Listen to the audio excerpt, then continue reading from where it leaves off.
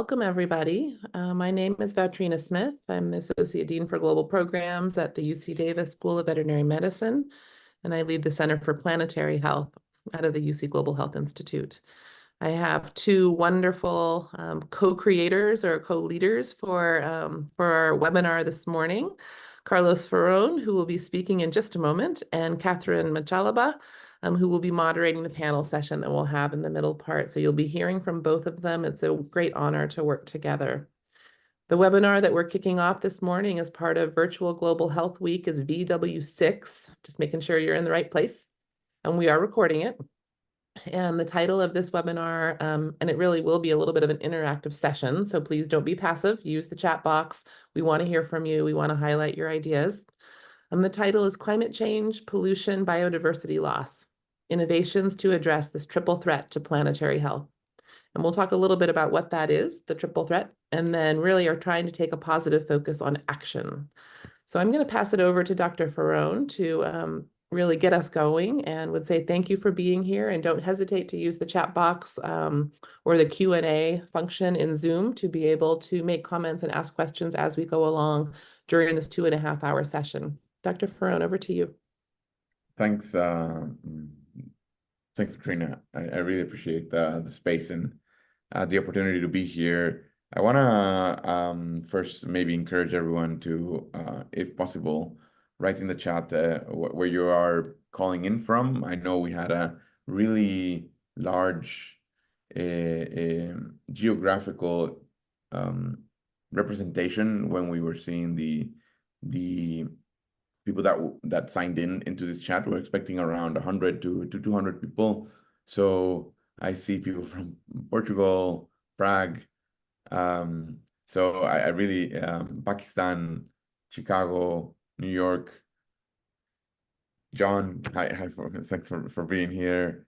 So just to make sure that we understand where everyone is coming from, I really appreciate as well everyone joining from different time zones and dealing with different responsibilities. Today it will be around a 2.5-hour session, and there'll be different portions of this. We'll try to make it as engaging as possible. I have the responsibility of introducing the session and maybe providing some context around some concepts so we can lead the conversation, and hopefully it will be a seed for further discussion.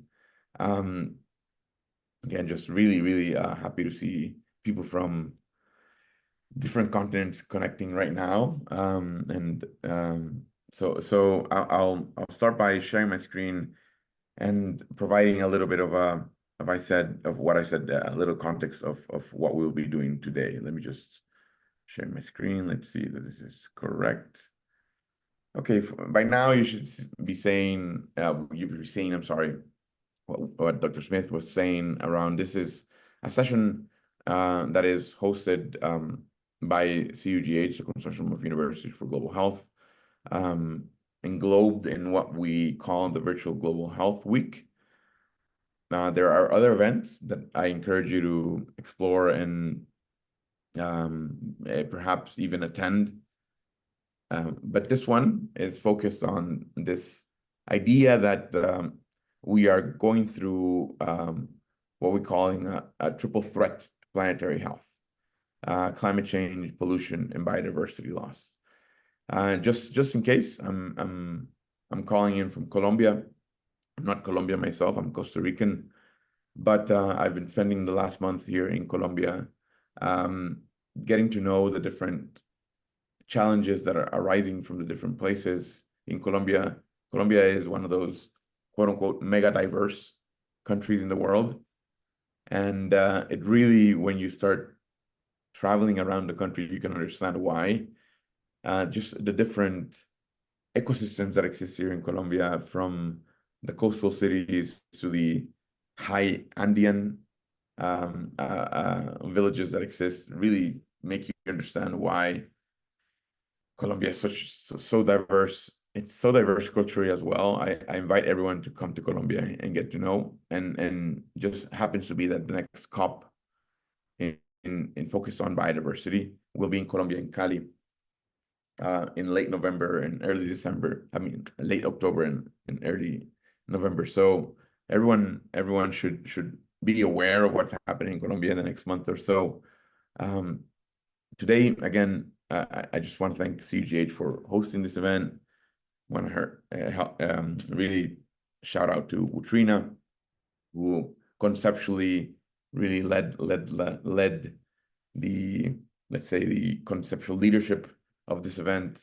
And my role here is to introduce you to the concepts that will be guiding the next 2 hours or so of this event. So first of all, I want to start with this slide, which really lets us know and understand with these 6 graphs that as a society, as you know,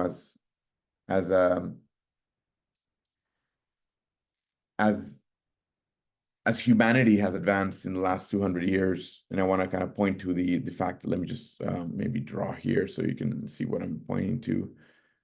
The timeline here in all these graphs is 200 years. What you can see here is that we've made significant advances, right, in many aspects of things that we deem important. And some of these are enshrined in goals such as the Sustainable Development Goals, such as extreme poverty and education, things like health-related aspects of things. I want to say that we've made significant advances in how we understand or how we have invested our efforts to be it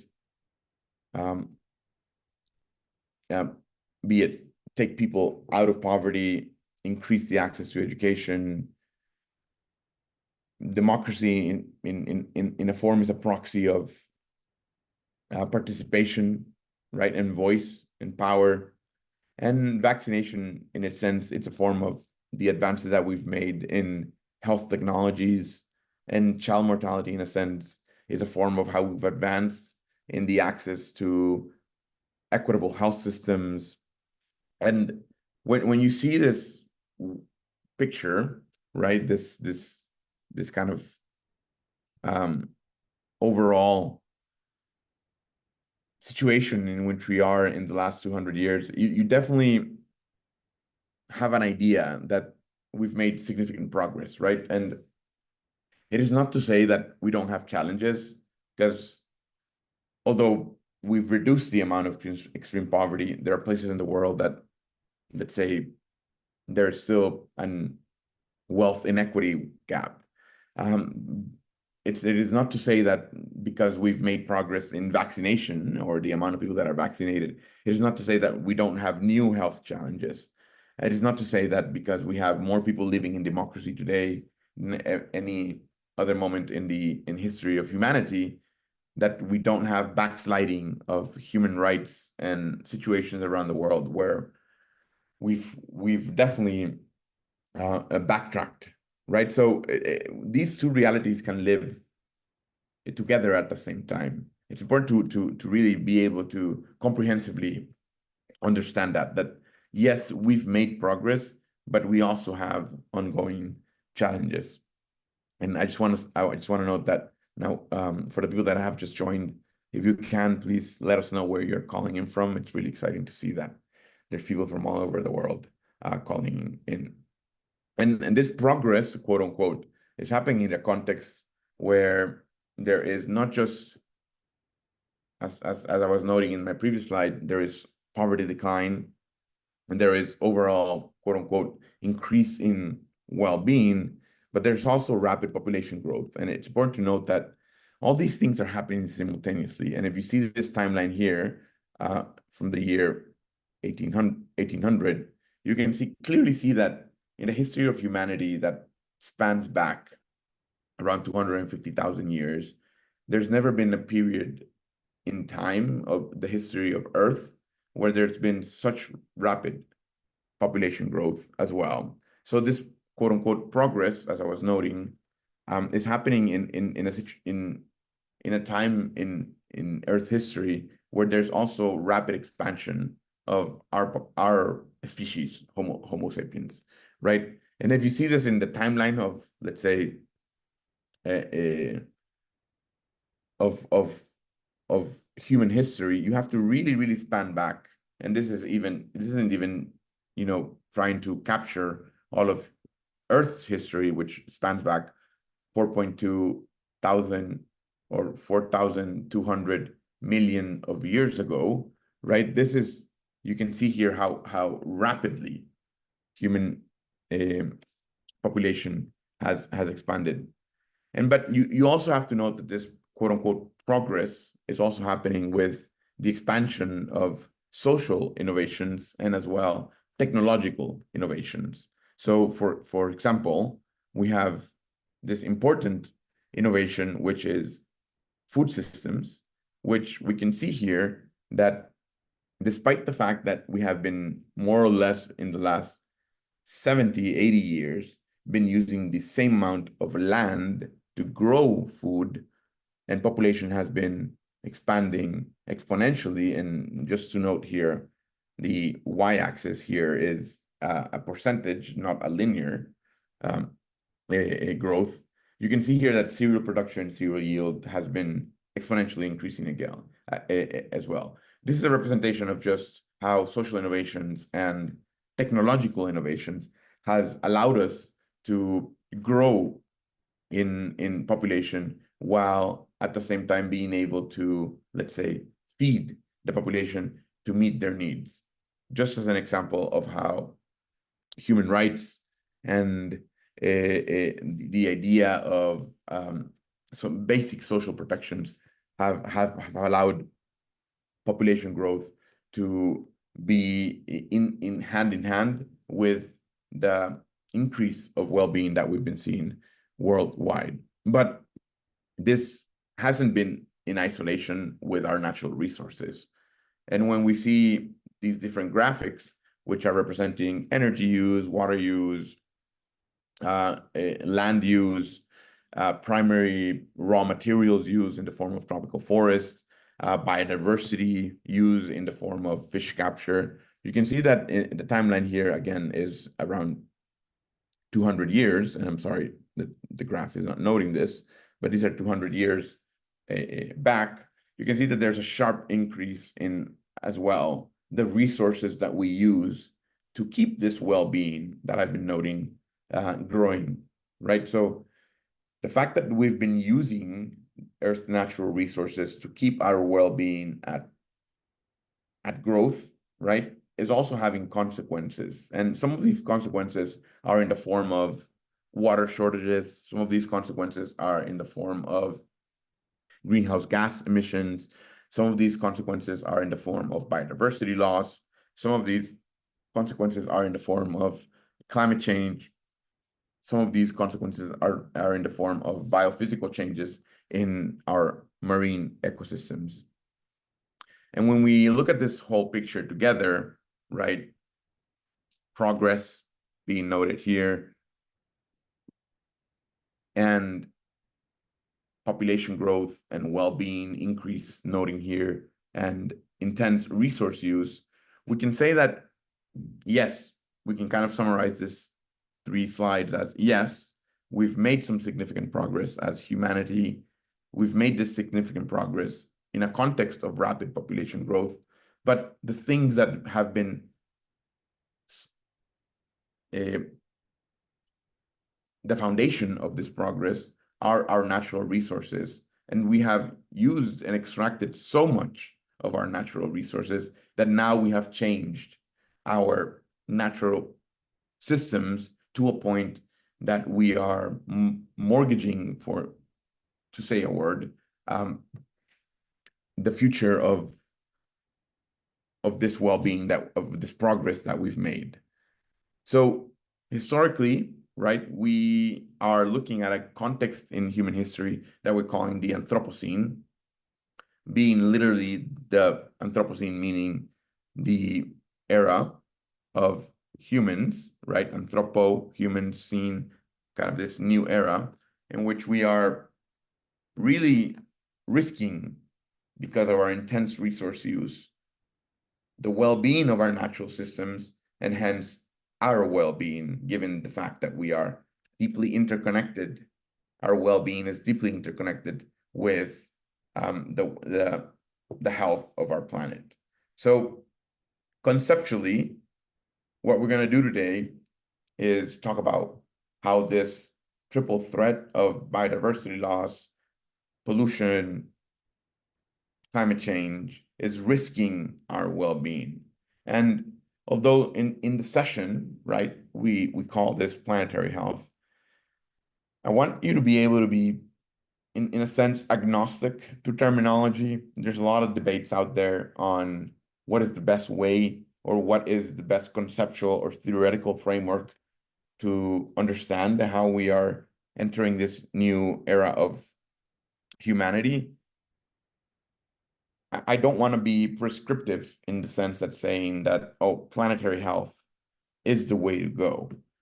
If you are here and you feel represented by other movements like eco health or One Health or even public health or environmental health, I say use the terminology that you think will drive the conversation and progress forward the most.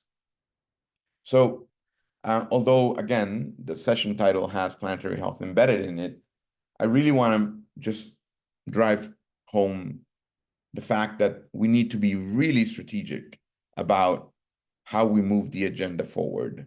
And today, we really need that agenda to move forward as quickly as possible. So what I want to try to do with this graph in the next 5 or 10 minutes is to explain to you how the things that I've been mentioning are all interconnected with human well-being. And this graph is meant to be read from left to right, as many of the Western Hemisphere cultures read from left to right, right? So, but in order to explain this, I really need to reshift a little bit how we understand this graph. So conceptually, I want to be able to go from 1 to 2 here to 3 to 4, and then perhaps 5 will be left out of the conversation for today, but perhaps in the Q&A session, we can talk a little bit about 5. So really importantly, 1, we need to talk about these changes to global environmental systems or global natural systems that are being caused by humans. That is anthropogenic changes to Earth's natural systems.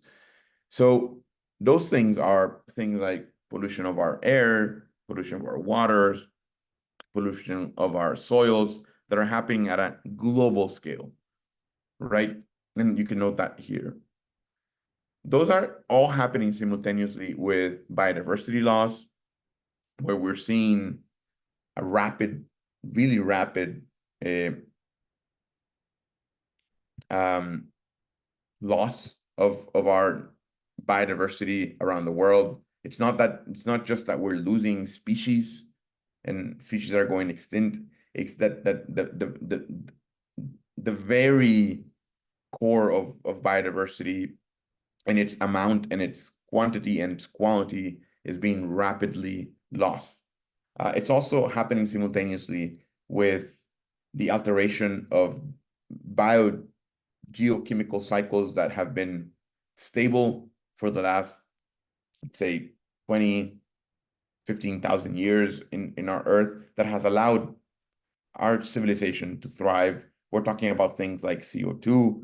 We're talking about things like phosphorus and nitrogen that have entered artificially, let's say through fertilizers and other technologies that we've created are in our atmosphere and are now really leading to alterations to how nitrogen, phosphorus, CO2, I'm sorry, are cycling through our Earth.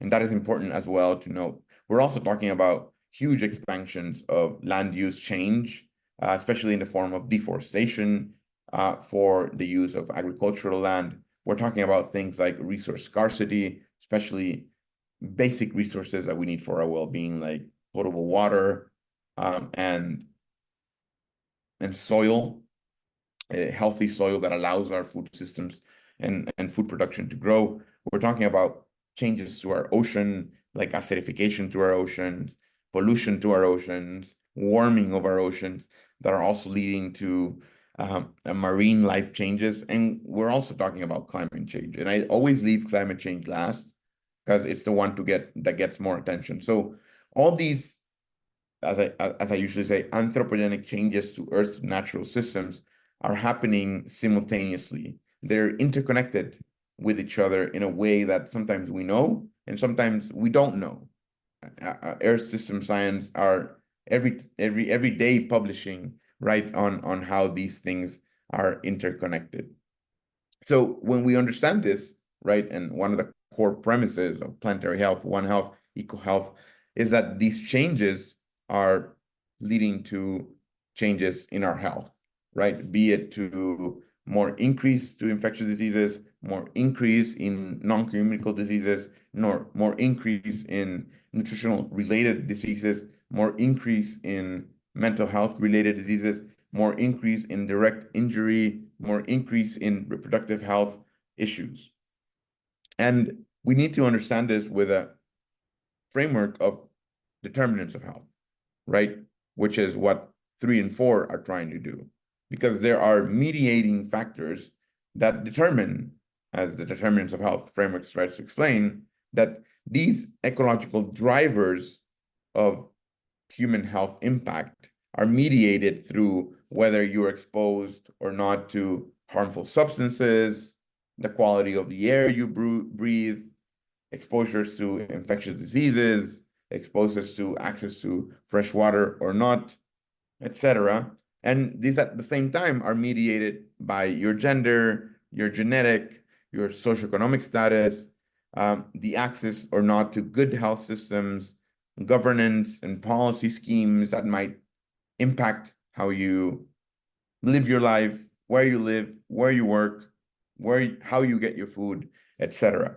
Right? So when we are looking at these solutions that we are looking at today, most of them are trying to, in a sense, in this context of this rapid change of the global environment, they're trying to modify for the good one of these elements that are either exposure or risk factors or resilience factors that try to increase your health, right? And we need to understand health as this product of this eco-social system.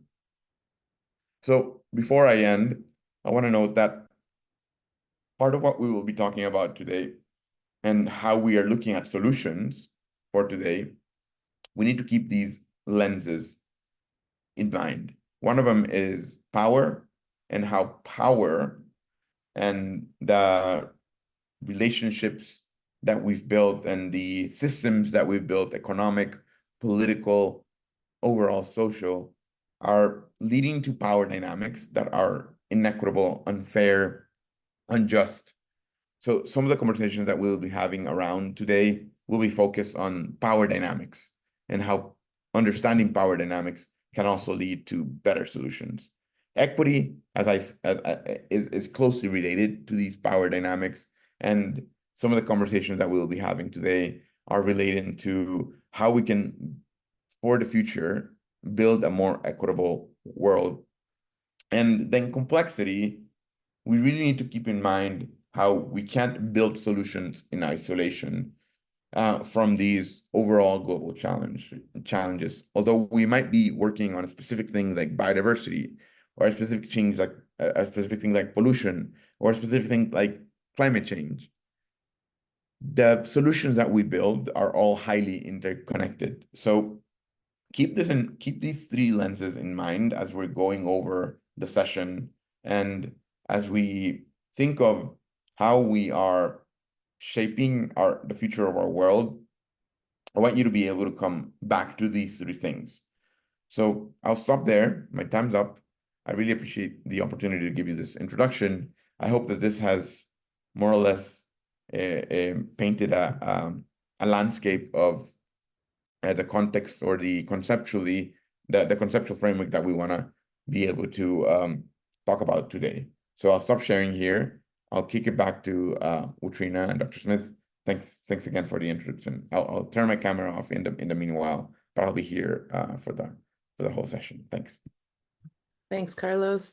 Amazing as always. Thank you for setting the stage and bringing us all into some of these ideas that are in some ways so complex and in some ways so simple that we really need to take action. And that's why we're here today, to highlight possibilities for taking action to improve our landscapes in many ways.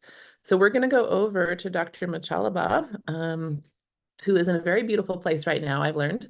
And she's going to be really kicking off the next piece of this webinar session. So we'll have a panel. Once the panel, and it's an interactive panel, so we want your ideas. We want you to use the Q&A to ask questions and to be able to really be involved in this. It's so impressive seeing everyone sign in from so many different countries. We're going to do the panel session next, and then I just want to highlight the last half hour or so of this webinar is going to really be highlighting some of the amazing things that our students are doing. So we have some really fun things planned for that piece also. But right now we're going to take the deeper dive with Catherine's leadership here to talk about some of the ongoing possibilities and perspectives for solutions and taking action. So Catherine, over to you. Thank you so much, Dr. Smith, and thank you all for joining. It's really amazing to see how many countries we have represented. I'm currently in Cabo Verde, very beautiful. I don't know if you can see the ocean behind me, but very inspiring to really be tackling this topic today with all of you.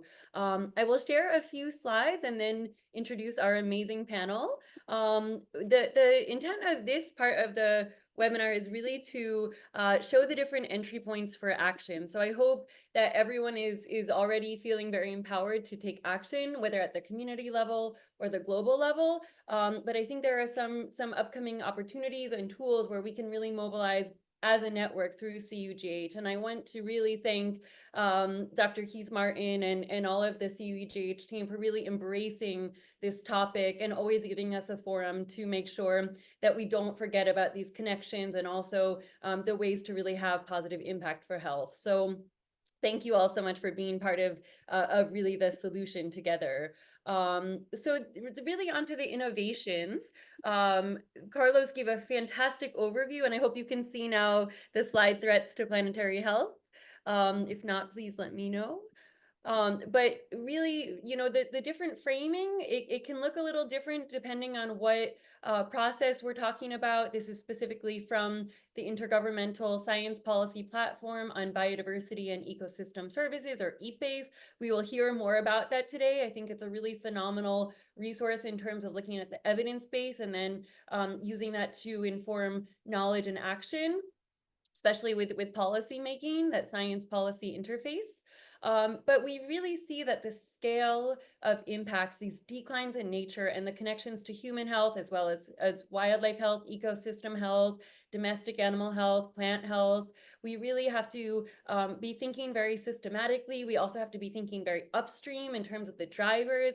These are both environmental, but also social, and they're very connected. And then the impacts can really vary depending on what scale we're looking at. So to me, this shows that there's a lot of entry points for the work that we're all doing, and we really need all of us, all hands on deck to really tackle these challenges that we're facing and the very diverse impacts on health.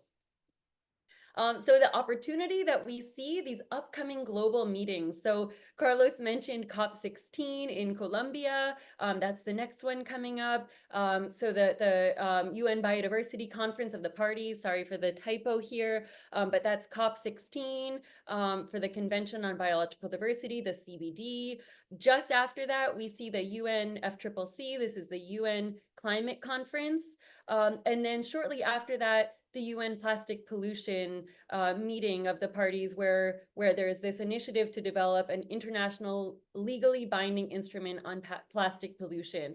These are only a few of the very important meetings. I think they're quite significant meetings, but just to say that if you yourself are on a delegation, or if you know your national delegates who are planning to attend, please make sure that you're having that valuable dialogue about health, because it's so important to be linking together with looking at, say, protected area management, say climate action, and really the health implications of not taking action, so the cost of inaction, but also the benefits of taking action and how those can really be beneficial for human health, and also really forward thinking and also beneficial for economy. I think we'll hear more about that from Federico today. That's a very important aspect. So I think in the discussion today, we'll have a chance to dive more into these processes, but I think quite significant in terms of global commitments that then can be taking action at the national and subnational level in a way that is really fit to the context and need.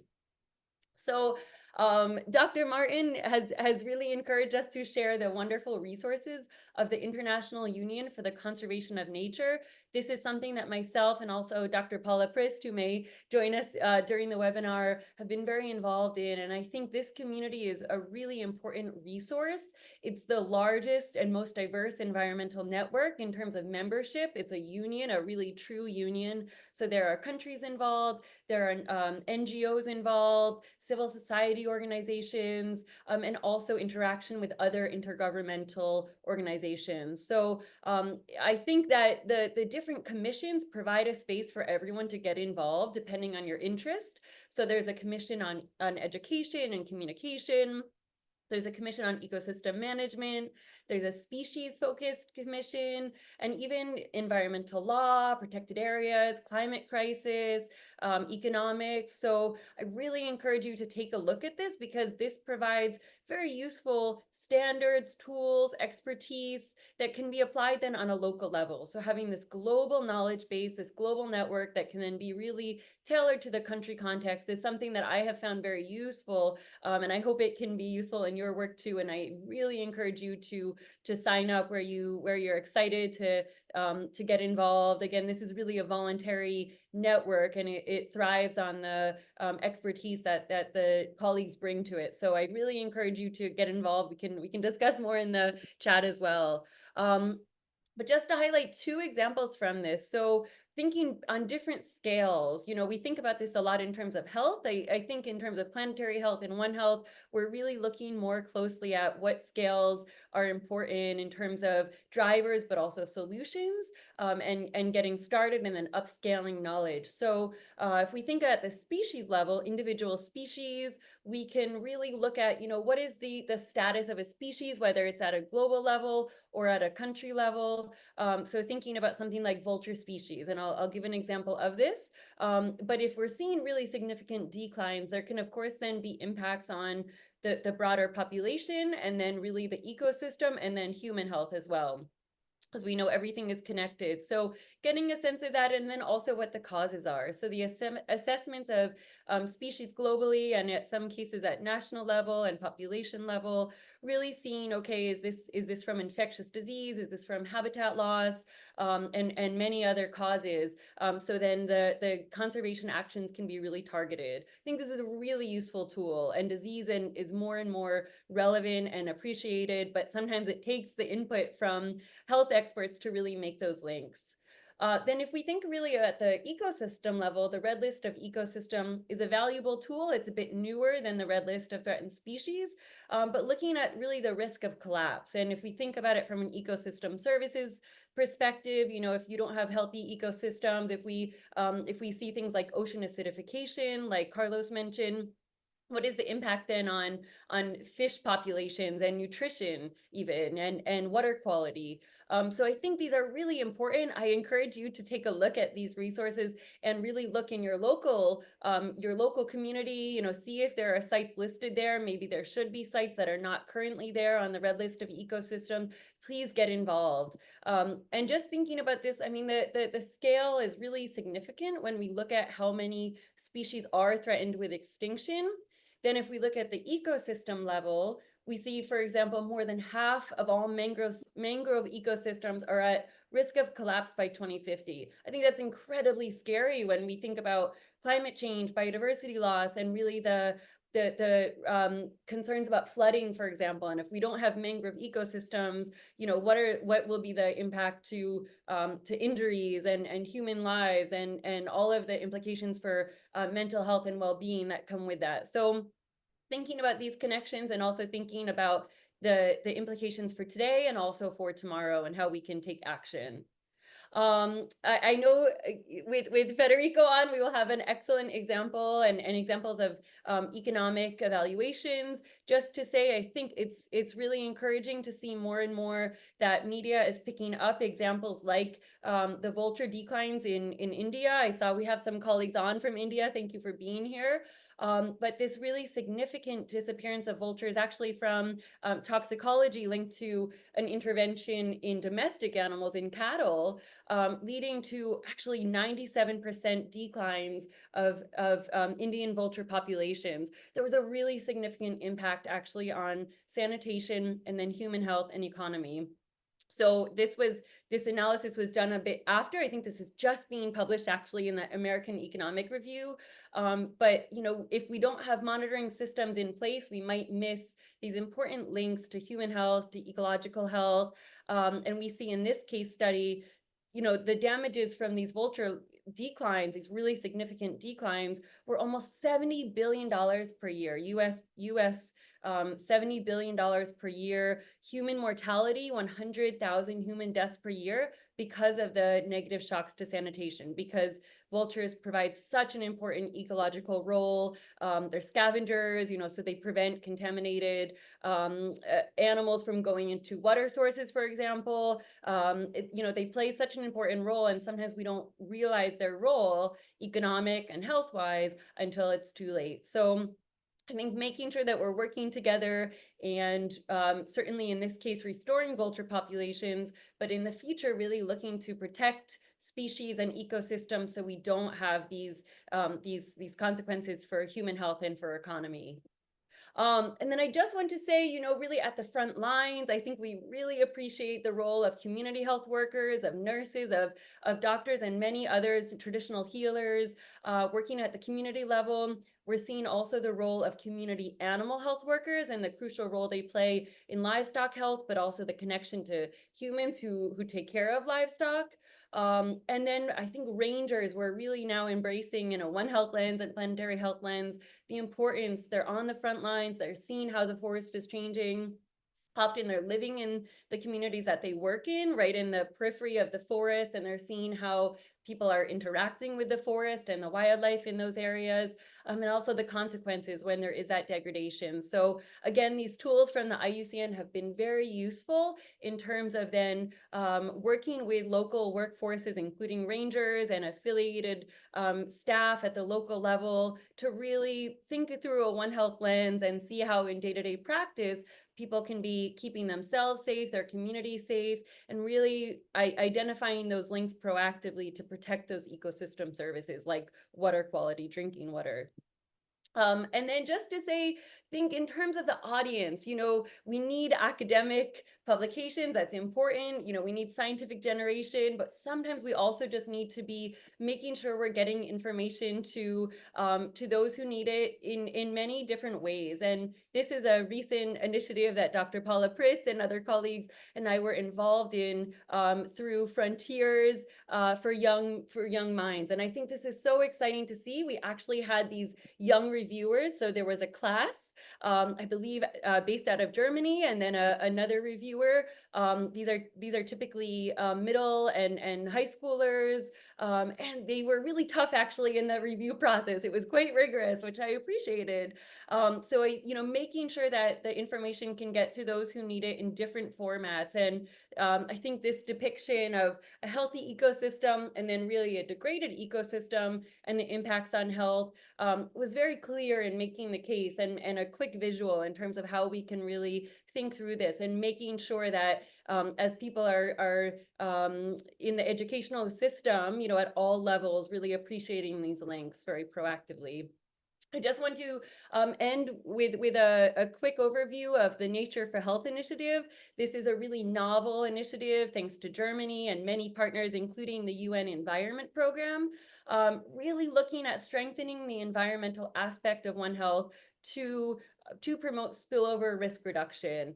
This is taking a systems thinking approach, so thinking more broadly about the system, the different actors, the situation, not being prescriptive about the interventions that will be taken, making sure that the context is really reflected. So we're just starting out. Ghana, Rwanda, Vietnam, Zambia, Mongolia, and Ecuador are the phase 1 partner countries. There will be a call for additional countries, I think, launched at COP16. So I encourage you to really stay tuned and encourage your country counterparts to think about this. It requires support from at least 2 government agencies to really promote that working together to understand the issues and find solutions. And then finally, in terms of knowledge exchange and upskilling, I think this is a great resource, this Panorama Solutions for a Healthy Planet. And I know we have colleagues on, I think Dr. Smith mentioned it was at least 16 countries we had heard from colleagues on this webinar. And so if you have great solutions to share, whether at a local level or at a national level or global level, we really encourage you to share these on Panorama Solutions and make sure that others can learn from them and take up these good practices that you're seeing. So I'm delighted to now introduce our incredible panel. Dr. Sunitha Subramanian from the United Nations University will be sharing some wonderful insights, including as part of the EPACE assessments that are ongoing, and hopefully also on the COP16 preparations and ways we can really get involved. There's a lot of wisdom there. Thank you so much, Dr. Sunitha. And then we will move to Dr. Federico Castillo from the University of California, Berkeley. Dr. Federico is an economist, agricultural and environmental. So again, these crucial links that we really want to be appreciating, and then their connection to health.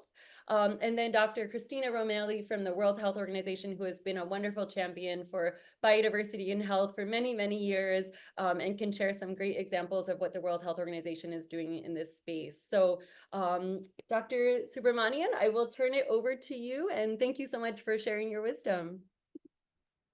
Thank you, Catherine. Good evening to everyone. It's evening here in Tokyo, and good morning to all of you who are just seeing the day break. Thanks again for this invitation. Let me share my screen. I've just got slides to help me, as I told Catherine, to ensure that I don't meander while I talk.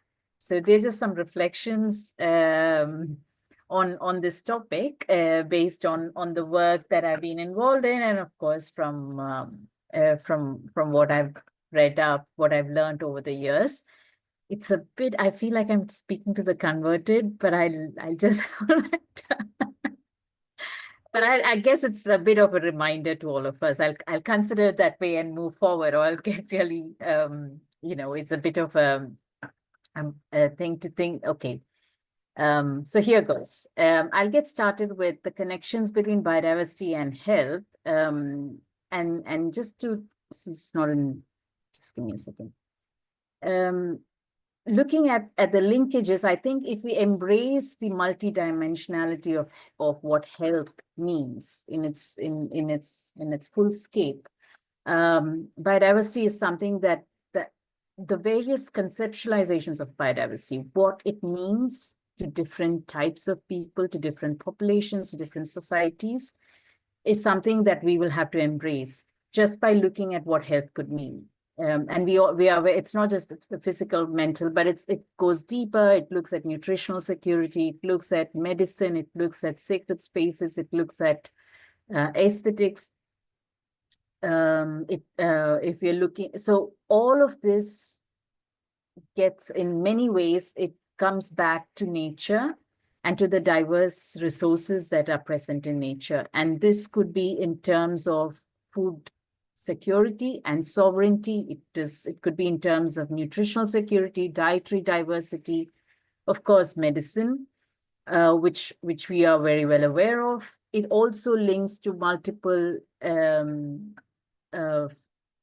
functions that we get from the ecosystem, including good air quality, water, both in terms of water quality, but also regulation. So in terms of, say, flood regulation, and various other aspects, sanitation, pollination, and various such regulating functions that the ecosystems and the ecological aspect, the ecological part of the socio-ecological system provides us, comes from there. They are also, ecosystems and biodiversity provide us with, there's a, the way what's called as cultural services, or and these functions could be in terms of sacred spaces, ceremonial sites, educational sites, areas of very high cultural significance for various reasons, depending on the communities and the context. They could also be part of, again, the same, but at the resource level, they could be cultural symbols. Now, one thing to note is these might seem or at one level, they seem, the totemic species and all of that seem highly linked to just spirituality in a way, but it also has deep conservation concerns and has also a lot of, and directly contributes to interspecies in strengthening or maintaining, sustaining interspecies interactions, which of course plays out in the kinds of disease and pest regulation that we are looking for. Of course, it's very much relevant to promoting to regulating non-communicable diseases, and we are well aware of the role of nature in urban areas, in the connectivity between urban and natural areas, and how these may be addressed, from mental health issues to various other NCDs that we are aware of. Now, and a point that I would like to reiterate again is that this diversity in the biodiversity part of it is highly linked, and the functions that we get from ecosystems is highly linked to preventative healthcare, which is a much more, and we have the evidence to show it's much more cost effective in ensuring good health than having to go for looking at how do we go for better and better therapies, which is necessary, of course, not dismissing that at all, but investing in preventative healthcare is much more effective and, of course, much more aligned with the goals of achieving planetary health that we are speaking of.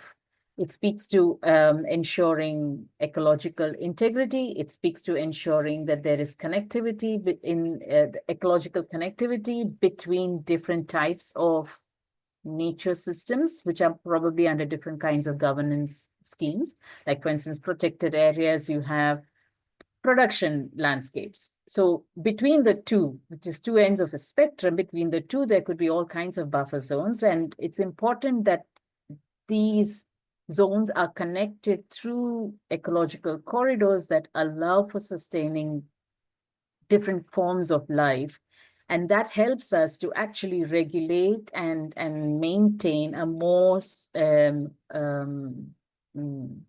maintain relationships between humans, wildlife, livestock, and the environment in a manner that is much more closer to the coexistence or living in harmony with nature principle that we keep advocating.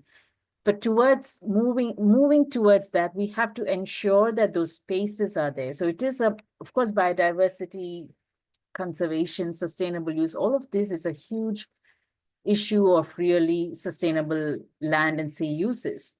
And that also means we tap into not just one type of values, not privileging just one type of value to make our decisions, which is primarily now economic determined. So it's like where the best profit is, where the least, where it's much more profit than the cost aspect. So, but to move from there to looking at how do we ensure that the well-being of multiple stakeholders, the priorities of multiple stakeholders are taken on board so that we have lesser conflicts. And these stakeholders would also include nature, as we've seen in various assessments, especially the assessment on multiple values of nature that IBES adopted in 2022, where there was a strong pitch for actually engaging in more pluralistic valuation approaches that will enable us to have more informed decisions relating to nature. So it's so it's talking about, when we look at biodiversity values, we're talking about, from the human side, we're talking about values that we take in terms of instrumental, like something that's just benefiting us, but also looking at those which are relational, which is which is based on how we relate with nature in multiple ways. Some of us consider ourselves as part of nature. For some, it is just living in nature. And for some, it's just living from nature. But all of these are equally valid. And then but acknowledging all of these various perspectives helps us to actually deliberate across these various perspectives in a landscape, for instance, and then to come up with decisions that will minimize the trade-offs that we will see, which means identifying what consequences each pathway that we choose would have.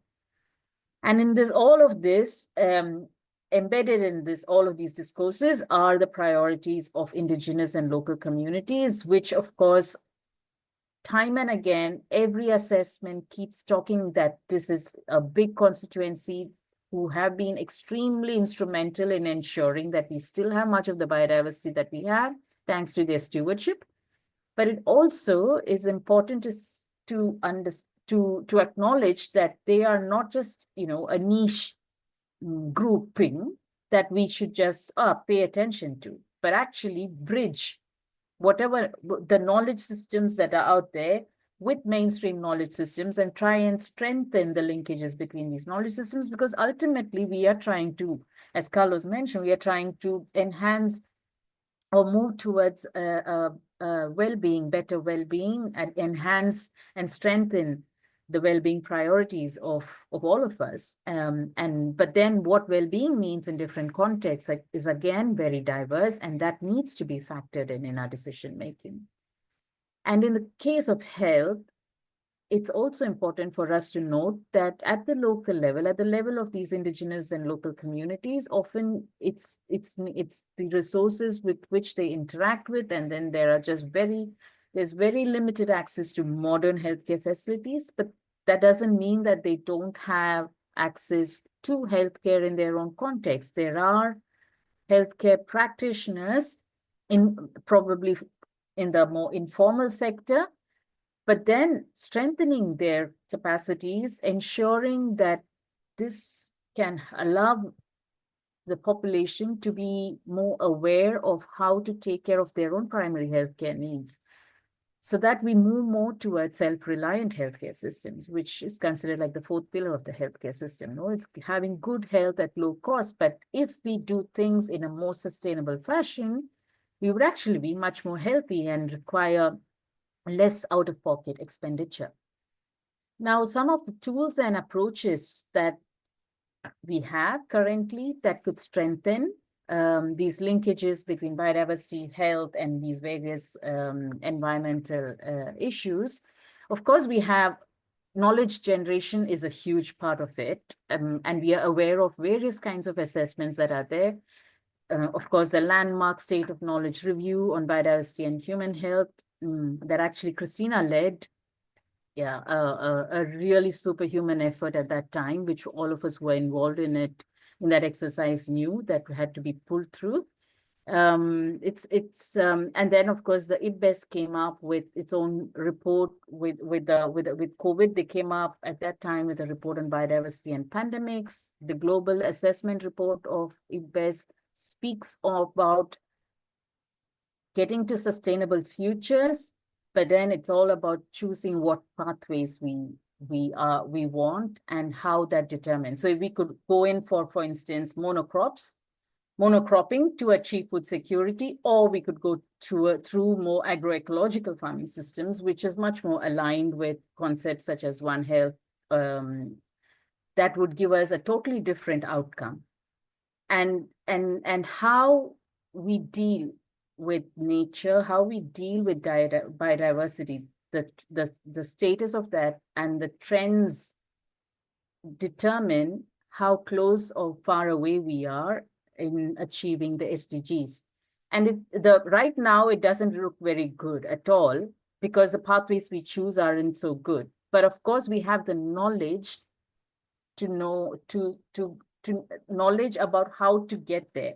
We're just not implementing all of that knowledge, and people we're not doing a great job about convincing the people who have to make those decisions based on this knowledge system that we have. So of course, there are these assessments which are built on numerous research studies, again, which exist across multiple disciplines. So it's a health, environment, development, all of these various broad thematic areas. There's a lot of research going on, which is speaking about the same thing from different perspectives.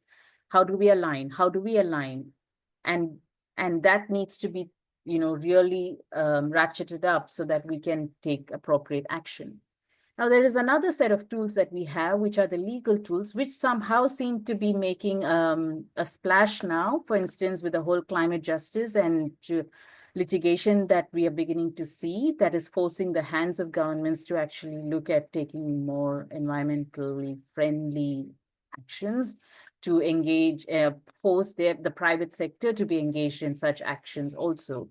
But it comes back to looking at what are called the rights-based approaches, rights of nature, rights of people. So it's human right, health as a human right, right to a healthy environment. All of this is here to stay. They are here, they have been adopted, and probably will be enforced because as people get more information and become more aware of their rights. Of course, regulations play a big role. There are also socio-cultural tools, such as, say, for instance, payment for ecosystem services or these carbon offsets. All of these, which actually is a motivation, it's an incentive mechanism that allows people that, it incentivizes people to engage in good practice, because they see that there's something in it for them to when they engage in good practice. Of course, there are expert groups, and I think Catherine did a nice job of explaining, IUCN is one of them, WHO, there's the One Health, all of these various groups that are led by various organizations are also tools where different agencies are trying to come together and promote the agenda. How successful are they to get it down to the level of implementation? It's still patchy and asymmetric from the evidence, but it's there. There are bright spots, and we need to see how we can ensure that there's a better uptake of those lessons. And then there are networks, which is very important, I think, to pay more close attention to, because there are various kinds of networks, like the CUGH itself, I see as a network of academic or those who are engaged in research activities linked to global health, and then there are practitioner networks. There are networks of multi-stakeholder groups, like the Biodiversity and Community Health Initiative, which is an informal grouping, which many of us over here were part of. But attempts being made. There are networks on the ground, such as healers networks that are being formed in developing countries, where they are trying to get healers to share information, to share good practice, to share information that comes from policy level, so that they are more aware of what is appropriate in different contexts, and how can they engage in better healing practices. So this is something that that should be of interest, because it disperses. If we want to get our work to the ground level, we should look at the most appropriate networks with whom we can be working on. Some more reflections, and this is a point that Catherine made earlier about looking at systemic approaches, which is now the buzzword. We are all moving towards enhancing policy coherence, enhancing alignment of policies across different sectors. But more importantly, it's looking at not just systems approach within a sector. So it's not just health system, food systems, but it's actually looking at socio-ecological systems. So looking at both the social and the ecological as one functioning unit. And that helps us to actually address this as addressing a Rubik's Cube, no? Like, it's like we will find, we know that the complexity is there, that if we want to find the appropriate solutions, we need to tackle this complexity as a whole and not just have them as fragments, because then we're never going to reach where we set out to reach in the first place. And again, from this, to look at going beyond just a well-being perspective, because of all of the vulnerabilities and risks that are involved, that we work towards building more resilient societies or resilient socio-ecological systems, which means that we are constantly constantly evolving, we adapt to changes, and this becomes a much more robust means to ensure that, yes, even if we get hit, we will be, even if we may not be able to go back to status quo, we would still be able to function and move ahead, but also to be anticipatory in our outlook towards what risks we might have to face, which requires a much more stronger linking or in interaction with ecosystems and understanding the different linkages with multiple drivers that determine our well-being and the changes to the environment. And an important point, again, I see is the need for us to localize and to contextualize the various global goals that we've set for ourselves, whether it's the Kunming-Montreal Global Biodiversity Framework, whether it is the Paris Agreement, or the SDGs. There are the goals, and then we have all of these tools. We often get caught in the tools and we forget the goals towards what outcomes. And that can mean different things in different contexts. So we could, in a particular landscape, it's probably they're much more prone to, say, seawater incursions, and there what their priority is would be very different to somebody else who's in a landlocked landscape. And so one is to contextualize it to a socio-ecological condition, but also the other is to personalize these goals, because people need to take action. What do we mean when we say whole of society? It doesn't start just from the community level, right? It starts right from the individual level. It's about what we consume, how we consume, what we put on our plates. That has a huge, we are all aware of this, and that's why I said this is like speaking to the converted, but it's something that we need to keep in mind in all of our efforts to motivate people and to get all of us to be engaged in more desirable action, which means, as I mentioned earlier, to be engaged in more pluralistic approaches, which means respect and bring on board multiple perspectives and have a frank and robust deliberation across these values and try and come up with what would work in a particular context. At the UNU Institute for the Advanced Study of Sustainability here in Tokyo, we actually use a toolkit. We call it Socio-Ecological Production Landscapes and Seascapes, SEPLS, Resilience Toolkit, where we've got, where we actually are looking at how does a socio-ecological system's resilience look like. And we've got, of course, several factors in it, both social and ecological. And in the ecological, we have multiple indicators from ecological connectivity and all of that. So we basically get the communities to do a mapping exercise, but then to walk them through, and they can define, we've got indicators that speak to policy aims, but then the criteria are defined by the communities, and there's no comparison because it's a measure, it's a way for the communities or for those in a landscape, including the government and private sector, whoever is involved in and has a stake in that landscape, to come together and look at where they see their well-being should be. What are the vulnerabilities they have? What are the risk factors they face, whether it's economic, environmental, socio-cultural, political, and which of those are their priorities, addressing what would give them the kind of well-being that they're aspiring to be. And from there on, they strategize, implement, monitor, and self-assess. So it's a self-assessment tool, but embedded in it is a complete link to health and well-being and further to resilience building. So, and we found that communities have come back to us, these partners have come back and said, this has been extremely useful because there's a sense of ownership over this. It's for their purpose.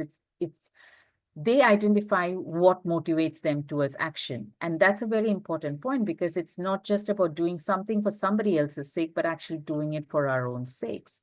So it's important, again, that we invest in appropriate communication tools because, as I mentioned earlier, we have a lot of knowledge.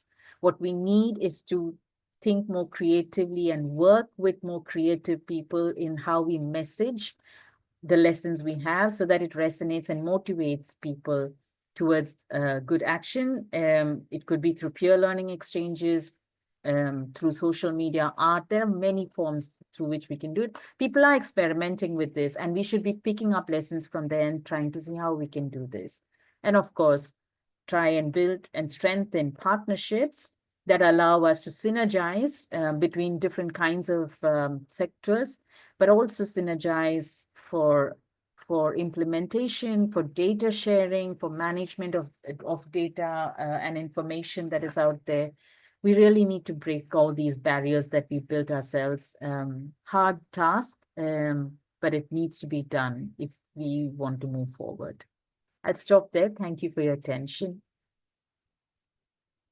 Thank you so much, Dr. Sunita. That was really inspiring, and I think a lot of food for thought. I was taking a lot of notes, but I think some really exciting aspects that you mentioned in terms of the networks and really making sure that the networks that you're engaging are tailored to the context, the local level, or the different levels. And I think that's somewhere that CUGH members really have a valuable role to play in terms of the role of universities. I know some colleagues are on that have those exchanges, you know, with colleagues in the Bronx, some students, and then in Uganda, and those peer-to-peer wonderful exchanges. So I hope we have a chance to discuss those more in detail today and also into the future. And I think the communication tools, the appropriate communication tools, the role of trust and established mechanisms, and knowing, you know, what are the values of the different communities that are being, you know, part of the solution and engaged, and I think that's really exciting. So thank you for the wonderful insights, and we will have more time for discussion. I know we have some questions in the chat. I think we'll just wait until after the presentations to take those on fully, but thank you so much, Dr. Sunita, really excellent. And we'll hand it over to Dr. Federico Castillo from the University of California, Berkeley, to really bring us through the economic lens. I think this is really exciting and innovating. So over to you, Dr. Federico. Thank you. Thank you very much. And again, good morning, good afternoon, everybody, wherever you might be. Good night as well. I just want to thank the organizers, of course, for allowing me to share ideas and examples with all of you. I am going to start sharing a screen, and I'm just delighted to have so many people from so many geographical locations, and especially also what I noticed, and I start sort of paying attention to this, so many different professional or you know, backgrounds, and I think it speaks to the multidisciplinarity needed to address some of the issues that we're going to be talking about here. So thanks again. Let me make sure that I have my presentation on the last slide. That's a no good thing. So let me just go back. Let me go back to sharing. All right. I'm going to minimize the participant screen. I'm going to go this way. Let's see. Okay. So again, I am an environmental economist and agricultural economist, and I think my professional development has reflected uh, a shift in thinking in the way we look at agriculture. We still have a lot of monocrop systems, as the previous speaker indicated, but we also know that there are other alternative ways to produce food, and that they require really an effort to bring along uh, a system thinking approach rather than a discipline thinking approach. And I'm talking about agroecology. Of course, I work with a team of agroecologists here at UC Berkeley where we have a project. And so this will be reflected in my talk. Uh, and so I just want to give a shout out to the University of California Global Health Institute, of course, Planetary Health, of which I am deputy director, and Botrina is the chief, the boss of the director of the center, and also to a program that I lead here at the University of California called Latinx and Environment. And, let me get my pen going, by the way, before I move on. Of which I am a co-lead for that particular project, and we'll be happy to discuss this with anybody who is interested, no matter where you are. So this is our outline. We're going to talk a little bit about economics and biodiversity. I'm going to use payments for ecosystem services as an example of how biodiversity and economics can work, how biodiversity can be incorporated into economic analysis. I will then be talking about crop diversification as a way to deal and address this triple threat that we are talking about in this session. And then I will discuss issues related to agroecology. And then I will discuss farm labor. And the reason that I would like to share with you farm labor and some of the research that I do with farm labor is that in California and around the world, labor is what makes production possible. You can have land, but you don't have labor, folks who harvest, prune, package, and so on and so forth, then we are really in deep trouble. At least here in California, I know around the world, we have a lot of labor issues to deal with, particularly when it comes down to chemical exposure, extreme events such as heat and wildfire smoke and wildfire themselves. And so I would like to speak about that because that's what brings together the human factor and the ecological factor of agriculture. So anyways, I will start with markets. I know some of us talk about markets and we think of capitalism or we think about other kind of wars out there. But really, we can think of markets as a way also to bring about individuals, particularly in the context of environmental economics, where we can use markets as a not a mechanism, rather as a medium. That's what they are, to bring together folks who otherwise wouldn't be talking to one another. And we will talk that in the context of payments for ecosystem services, of course. So markets is the framework that provides beneficiaries, that connects people together. Uh, when folks who use ecosystems are not connected with the folks who provide or who own those ecosystems or the ecosystem services, then ecosystems are more likely to be used in a very inefficient way. Why? Because there is a difference between the private cost and the social cost. When folks who own ecosystems are not connected with the folks who receive the benefits from those ecosystems, there is a misallocation. And what the likely outcome is that there is high social cost that is above the private cost on any type of transaction. So it is important to connect people who really benefit from ecosystems services to those who own the land, usually small landholders, for example. I also want to bring this up that when I say labor, in the previous slide, when I say labor, I don't mean to say just hire individuals who work on a farm.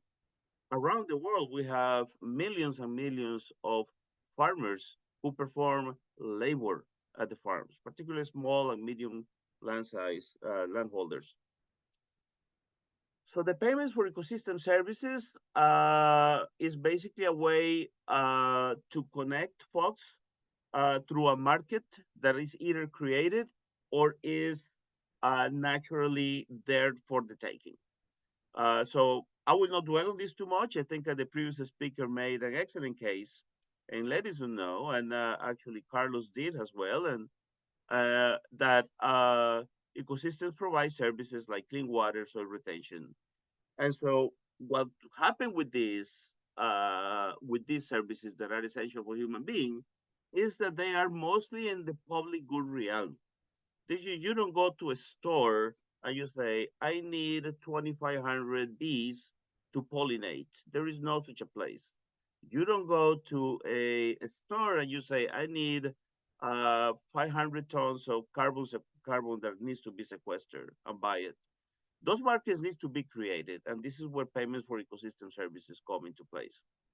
Now, the devil is in the details, of course. We're not going to dwell too much into that, but enough to say that we need to be clear in that payments for ecosystem services don't happen in a vacuum. You have to have the institutional setup to make these arrangements work and to initiate them. We already know that we are using ecosystems in a very inefficient way. And for those around the world and for those of you in the United States, I was talking to my students yesterday in a class that I teach here at Cal. We're talking about the impact of Helena in North Carolina, Florida, Alabama, and other states in the southern United States. And we were talking about the fact that one of the reasons that we have Helena having this huge impact is because we have basically modified the ecosystems that will serve otherwise as a buffer to the impacts of hurricane occurrence. What that means is that all these, what we call swamps, all these ecosystems that absorb water when you have this huge phenomena dumping a lot of water at once in a very short period of time on the coastlines, we have modified them or we have gotten rid of them. That is a service of that particular ecosystem that we have lost. And so if we were to take into consideration the absorbing capacity of these ecosystems, we will understand how we could be saving millions or probably billions of dollars in terms of reducing the impact of phenomena such as Helena. So that is a very good example of how ecosystem provides services. Payments for ecosystem services, again, is about connecting stakeholders with skin in the game. And this is a very North American phrase, meaning those folks who have something at stake on that ecosystem so that it can be used in a sustainable manner. How does it work? It's very simple, actually. Again, the concept is very simple. The devil is in the details, of course. So let us suppose that you have an ecosystem such as this one that I have here. This is actually a real example of a payment for ecosystem services that that is taking place here in Washington State. But let us suppose what you see there is a bunch of trees that provide canopy for a body of water. I'm not going to go into details, only to say that this is a real example, and that you have those individuals who own the ecosystem and those individuals who receive a benefit from the ecosystem. They interact with the ecosystem, of course, in different ways. These individuals own the land. They might even have an activity there. It could be cattle, it could be agriculture, small or large, with all the characteristics that these agricultural production systems could have. There could be organic producers, traditional producers, etc. The problem here is, of course, that this person is receiving a benefit from that ecosystem, but basically is getting it for free. There is no connectivity from that particular individual with the person who owns the ecosystem or who controls the ecosystem. Now, it could also very well be the other way around. It could very well be that the ecosystem is impacting this individual in a negative way via the actions that this person to the left takes. So if the person on the left is doing something that damages the ecosystem right there in the middle, those trees and the river and the body of water, then this person will be impacted negatively. It's an undesirable outcome. And the only reason that this is happening is because these benefits or these negative impacts are not being internalized by anybody or by society in general. The solution is, of course, is connecting these individuals through a payment for ecosystem services scheme, where this individual on the right pays to the one on the left, right here, to do something. It requires a change of behavior to do something over there in the land that they own so that they can not be impacted negatively. Now, of course, there is the issue of how do you determine this payment? What are the mechanisms? Is this an annual quota? Is this a monthly quota? But at the end of the day, what you require is this person to the left to modify behavior. But people don't modify behavior for the goodwill of for goodwill. They require a payment, and this is where economics comes into place. This could be indigenous communities, small landholders upstream, or large landholders upstream. That's to be discussed, but the key concept here is that you need to connect these two actors. The very first, I think one of the very first papers that got published on this in the journal Nature, I don't know, about 35 years ago, was a paper where it was demonstrated that the city of New York, by paying landholders upstream at their water source for the city of New York, by paying them to do certain things that will not pollute the water that the city of New York will get to distribute for consumers, the city of New York will save a ton of money. I think it was $700 million. And that was more than enough to compensate for not building a treatment plant, a water treatment plant. So New York had two options. It could build a water treatment plant to deal with the pollutants that were coming downstream, or it could talk to a small, actually, dairy landholders upstream and ask them to do something different. And the payment to the upstream users was much smaller than the cost of building the gray plant, what we call a gray treatment, a water treatment plant, concrete stuff. So in that sense, the ecosystem is being used in a more efficient way.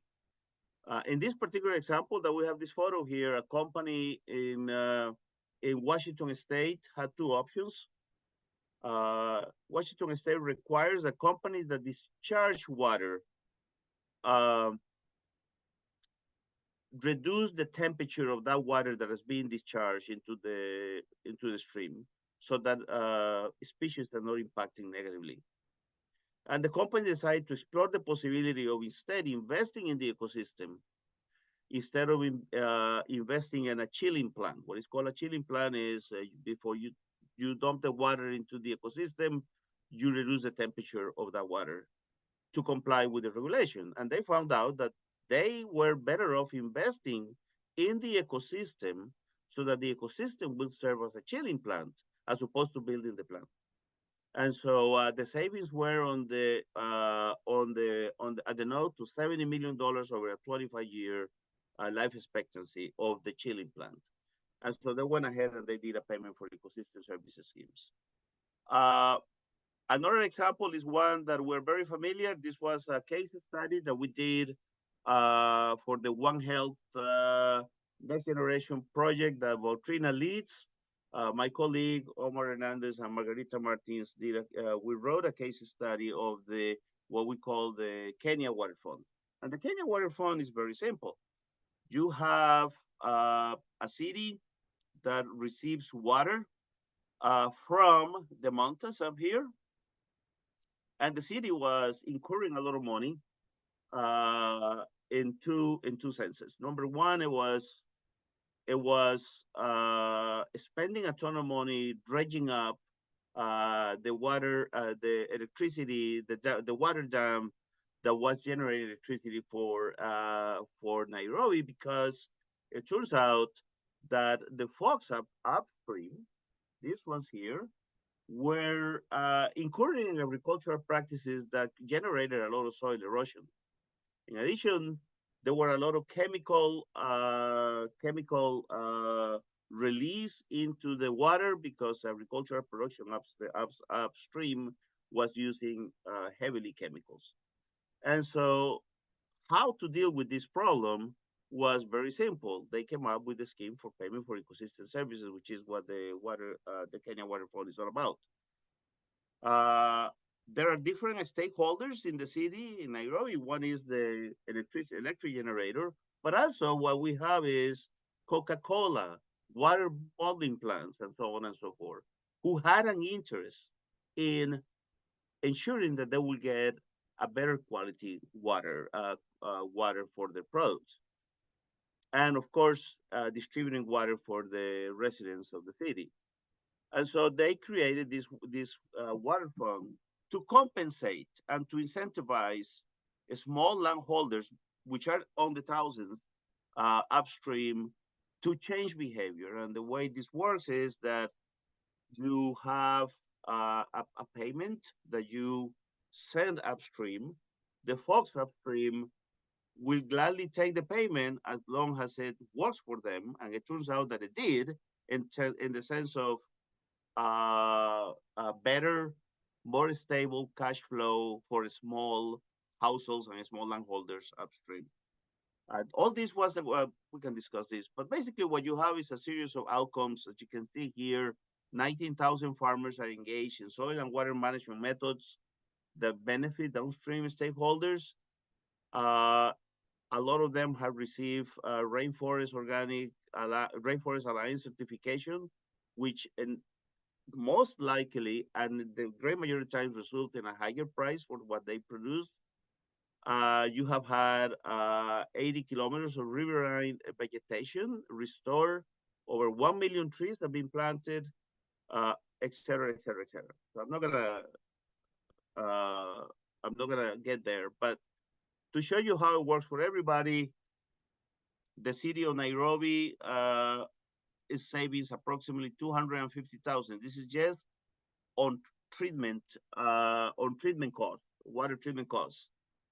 The power generators have seen approximately $600,000 extra on revenue. Why? Because there is less soil erosion, and the dam generates more electricity in a more efficient way. And folks who were, for example, getting their electricity cut certain days of the week, and some of us are very familiar with this, no longer had to deal with that. There were other stakeholders. Coca-Cola is paying money into the fund, and so on and so forth. All this helps, of course, improve the ecosystem health upstream, biodiversity, farmers engage in more diversified farming systems than otherwise they will have to be engaged in to make a living. So again, payments for ecosystem services, I would say, is not for everybody. You would really have to have a strong institutional land tenure systems, strong laws that can be enforced, because all this work through contracts, and if you cannot enforce the contracts, then you have an enforcement issue. But for countries that have been successful, it provides a cash flow, is sustainable as long as the contracts are enforceable. It has its problems. $1 million is required annually to finance activities in the watershed, but only $600 are being collected through payments from downstream. So this is where the Nature Conservancy comes in. They're providing subsidies or helping to get more capital to close that gap of $400,000 that you have a year. Another aspect where we can help or we can analyze biodiversity, I always think of farms as ecosystems. Of course, they are ecosystems. They're ecosystems in many that have many characteristics. If you have a monocrop, you have 200 acres of peaches, as you see here in California, 300 acres of, I don't know, oranges, or thousands of acres. I just had a meeting. I just met the owners of the largest almond production here in California. They have 10,000 acres of almonds. That's a monocrop system. I mean, they do cover cropping and they do a bunch of other stuff, but you know, that's a large ecosystem with characteristics that we might not desire or that we might think that they could be improved in the management. But farms are ecosystem, and so crop diversification is one way to look at how farmers can contribute to biodiversity. What you see here is this photo. I took this photo while I was doing some research in Oaxaca, Mexico, and it is important. What you see here is different crops. By the way, all this land is owned by the community, except coffee. What you see is some coffee up here, and I couldn't grab that part of the crop of the cash crop very well. But right in front of you, what you have is community-owned land, pasture land, and you have corn, and you have some other vegetable here being produced. And what this community is doing is basically avoiding risk by improving the reducing risk by not being exposed to elements that could impact, if they were to have one crop, that could impact their well-being. You know, when I did interviews of community members in Oaxaca for in this particular case, I said, well, what is their food security issue here? I said, well, I don't know. We never go without food. And I learned that this was through crop diversification. It serves the purpose that crop diversification, of course, helps biodiversity. By having these different crops, and by rotating crops, by having different components on the community-owned land, you are, in effect, providing ecosystem space for some desirable outcomes like wildlife, bee pollinators, and so on and so forth. So as you can see, crop diversification actually helps biodiversity. It is very aligned with One Health as it improves individuals' health and in community well-being and so on and so forth. Another way to look at a crop diversification, you can have this even when you have private land, as these photos show. I took these photos in a Yoro department in Honduras while I was doing research some time ago there. And what you see on the left is coffee, and on the right is coffee. These are two cash crops, meaning you plant them, you harvest them, you maintain them to sell them on a market, where national or international. Coffee is an international cash crop. And so what you see on the left is almost like a garden. You see coffee with banana trees, and you see roots. What you see is fruit trees. As you can see, there is covered sort of intentional or unintentional cover cropping all over, which in turn helps to keep moisture on the soil. Hence, the plant needs less water. There's no need for irrigation systems, or very little need for that, and so on and so forth. On the right, what we have is coffee in a very sort of monoculture type of situation. On the left, you have a more diverse, more biodiverse, rich, so to speak, ecosystem. On the right, you are using a lot of chemicals. You are using probably some kind of irrigation system, and you don't have tree cover, and so on and so forth. So these are very two different ways of treating the same crop. And so what I am saying here is that we don't need to say, well, exposure to international markets is not necessarily good.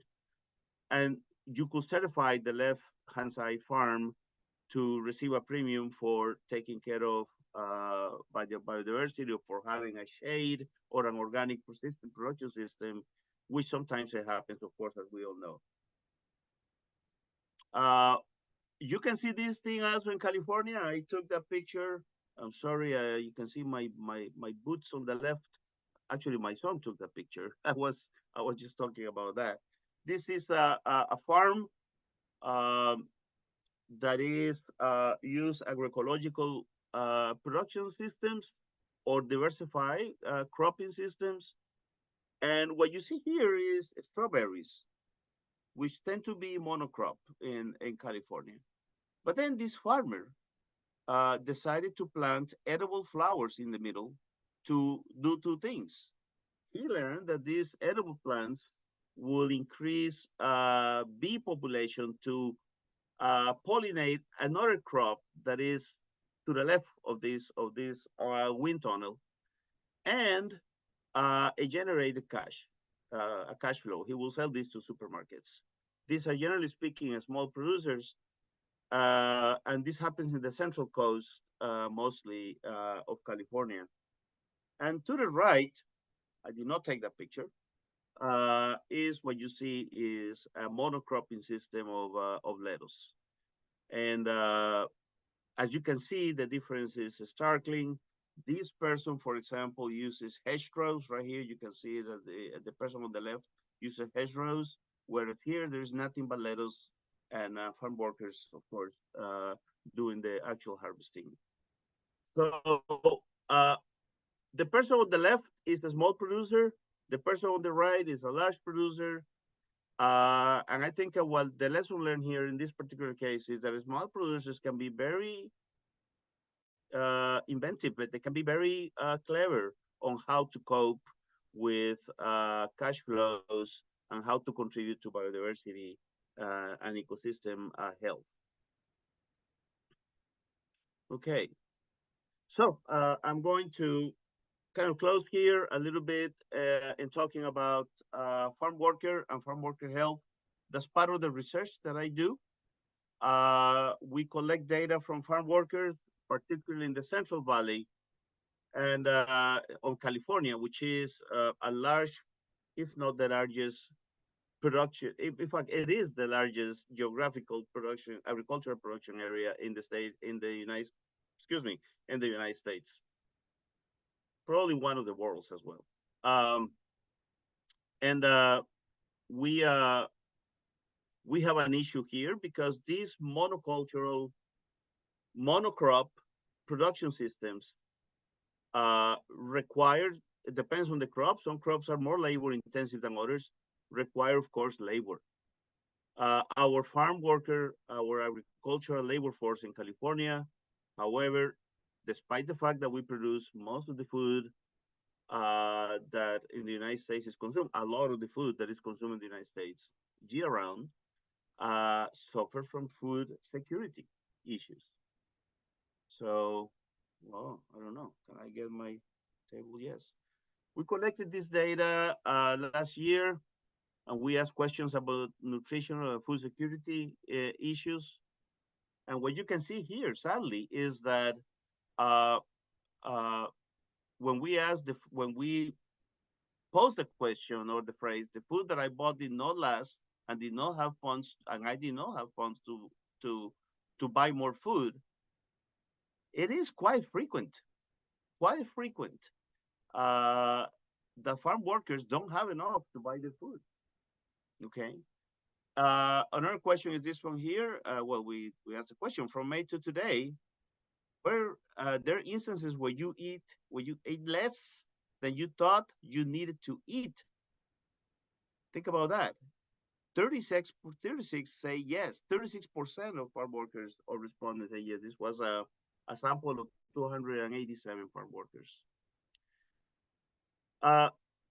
This is due to several issues. One of them is the production system that we have in California, the Central Valley, is a system that is highly dependent on agricultural, so industrial slash agricultural production systems, and hence require a ton of labor, a lot of labor. The labor conditions, the markets are such that farm workers are not compensated properly. Their housing conditions are terrible. Many of them don't have health insurance, although that is changing. California is now providing some health insurance for some farm workers. So educational opportunities are lacking, and so this is reflected to a degree on low wages, which results in turn in these issues related to food security on the very same folks that are responsible for putting the food in our tables.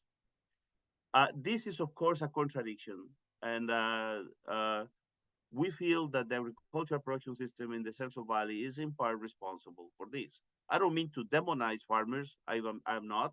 I'm saying that we need to somehow increase our research and our inventive capacity to see how we can change agricultural production systems so situations like this do not arise. And then there is a double whammy, a double threat, so to speak, the farm workers face. What you see on the left, on the two graphs on the left, these two, are the pesticide use in California per ton for 1991 and for 2017. There's now a new map for 2022 that looks exactly like that. You see these maps don't change. So you see this is the Central Valley area that I was talking about, and this is the Central Coast. These are the two larger producing areas for California, together with the Imperial Valley that borders Mexico, which is right here at the bottom. And what you see on this graph on the right is temperatures on average in the state of California, because we look at heat waves as they impact farm workers. And what you see is that in addition to that, you see the 3 points on the left and the 3 points on the right, they coincide. So what that means is that farm workers are exposed to chemicals, while at the same time, they're also being exposed to high temperatures and heat in the form of heat waves.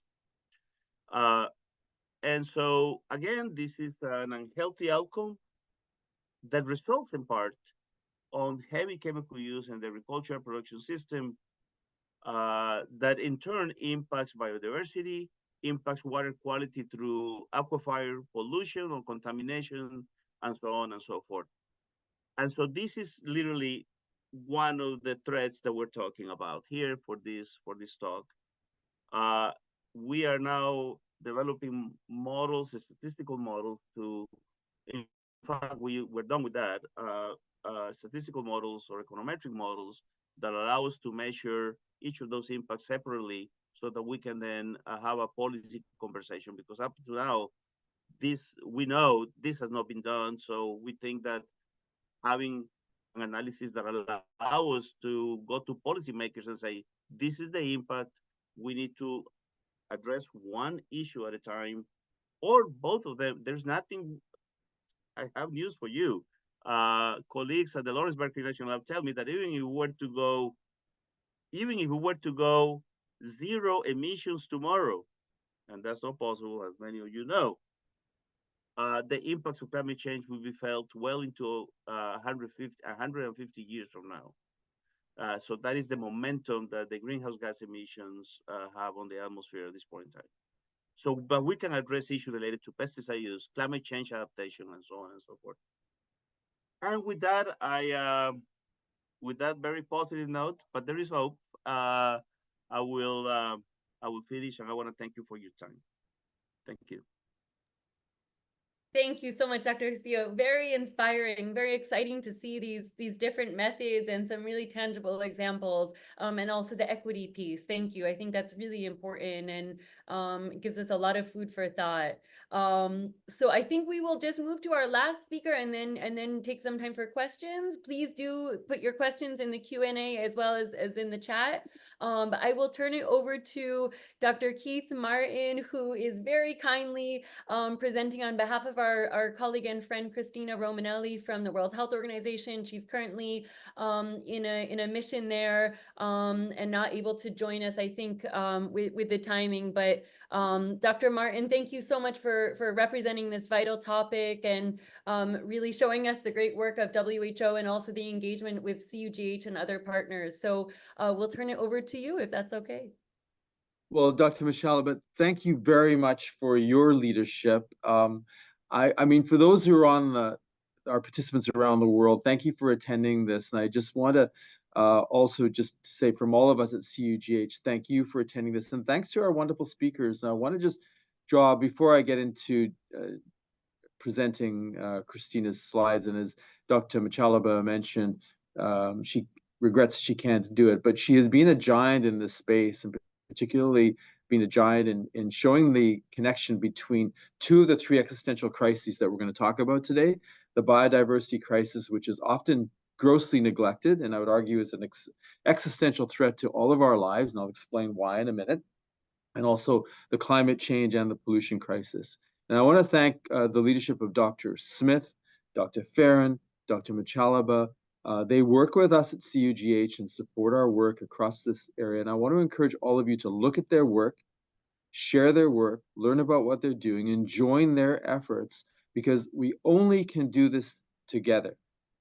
And we're not, you know, I practice emergency medicine, and we used to have a golden hour, which some of you may know about. What happens in that hour determines the lifetime outcomes for that patient. To talk about the earth, we're in the golden hour, but we're in the last 10 minutes of that hour. So we don't have the luxury of inaction, we have the urgency of action. So with that, what I'm going to do is go into Dr. Christina's slides. We're going to run through that. Then I'm going to share with you some thoughts about what we can actually do, because all of you who are on this want to do something, right? We all see the urgency of it, and we want to know what we can do, where we can do it, how we can do it, and importantly, why we can do it in a practical way. So when I do that, I'm going to flip on my politician's hat, and so don't hold that against me. And we're gonna run through that and then have questions for all of our wonderful speakers and panelists that we have today. So with that, I'm just going to share my screen and then share it with all of you. And then we're going to go to that, and then we're going to move us out and then do this. And can you see my screen? Perfect. Excellent. All right.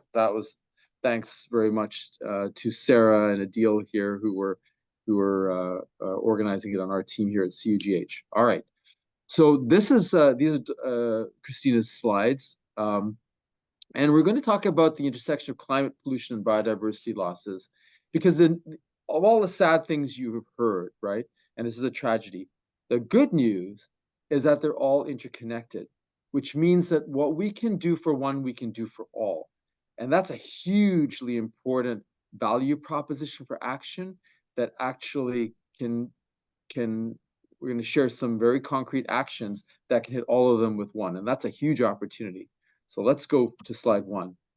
So as Christine would mention, in order to get stuff done, the WHO really focuses on leadership and coordination, partnership and advocacy, country-level action and capacity building. And that's important because without the capacity, we can't act. And while we may have a lot of multilateral discussions, the engine for action is at a domestic level. If you think about it, the responsibility, the power to make decisions is one way or the other rests within a country. It's not going to happen across multiple countries. We can say we're going to do something, but the authority and the power to actually act and the obligation to act on the behalf of citizens rests solely within a country. And that's what Christine is talking about. And then evidence and monitoring, because without being able to determine what we're doing, we're flying blind. Right. Next slide. All right.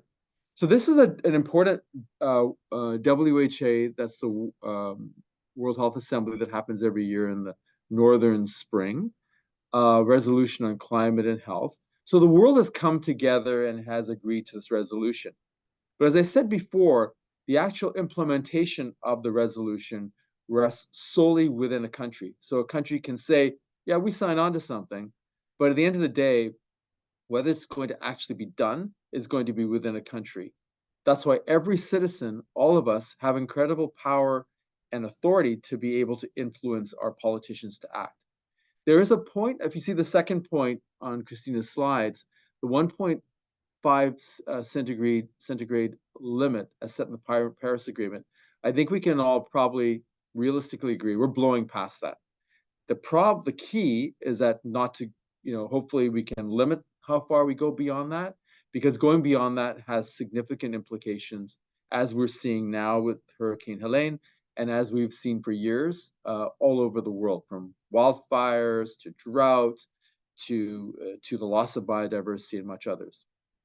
So this resolution foresees that the plan of action on climate change is results-based, coherent, and emphasizes the need for cross-sectoral cooperation. And I think it's important for you to know that, as you do, is that we've got many skills on this particular panel, on this webinar. We've got Dr. Smith and Dr. Smith, who's a veterinarian.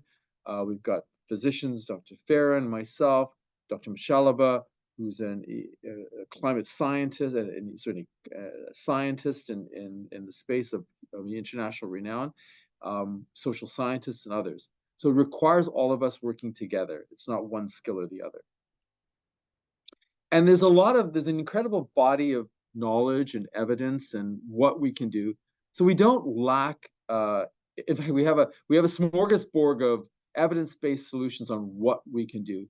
And I just encourage all of you on this session to please look at the work done, again, by Dr. Smith's group, by the Planetary Health Alliance, Dr. Farron's group, by the work that Dr. Michalaba has done, both at the EcoHealth Alliance, at the World Bank, at the WHO, Christina's work at the WHO and at the Convention on Biological Diversity. That's a very important body that has a lot of evidence. The IUCN, the International Union for the Conservation of Nature. This is where the thousands of the world's best scientists come together to talk about what we can do to address solutions to address the triple crisis. They're on their website, as does the UN Environment Program. So there's a huge amount of tools that countries can use to address this crisis. And I would encourage you all to take a look and look at their websites, see the products they have, take what you need, and please use them. And also the IPBES, which also has a lot of great work. So the country level action capacity building on climate change is really important. And if you stand back and ask yourself, well, what does any country need to do stuff? You need an effective and competent public service, not only in the environment and health, but importantly in justice and finance and public works. All of them have to have the people with the skills to do the job. And I'm emphasizing this because in a lot of spaces we ignore this. We give a lot of plans to countries or assume that they're going to be done. But if you were sitting in the chair of the president or prime minister or minister's office, you can well look around and ask yourself, I need people. I have gaps in my public service and I need to fill those gaps. So this is a message for funders and other partners. Work with countries, listen to what they need, look at the national adaptation plans that you can see on Christina's slides, number 1, the nationally determined contributions, the strategies that they have, and engage with those governments and say, do you have gaps? And if so, do you need assistance in filling those gaps? And they can tap into a lot of their own academic institutions in their own countries that have a lot of those capabilities to be able to strengthen their public service so they have the ability to do that. The other one is the WHO provides a lot of guidance. So they have a lot of technical advice that countries can use.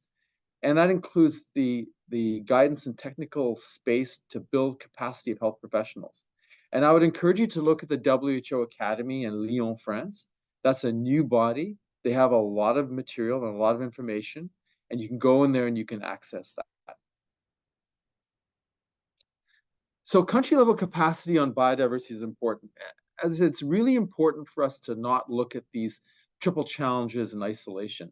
In fact, I must share with you, in the conversations that I've had on biodiversity losses, a lot of our colleagues sometimes look at this as being, well, these are beautiful animals, we're going to lose them, and it's sad, and they're very attractive. But that's not the issue at hand. The biodiversity losses we're seeing right now is really the foundation of life on the planet. And how bad is this? Well, since 1970, there's been almost 70% loss in biodiversity worldwide. And if you ask yourself the question, if you look outside and say, well, am I actually seeing the numbers of butterflies and birds and amphibians I saw when I was a child, if I'm an adult? And the answer to that has to be flat out no.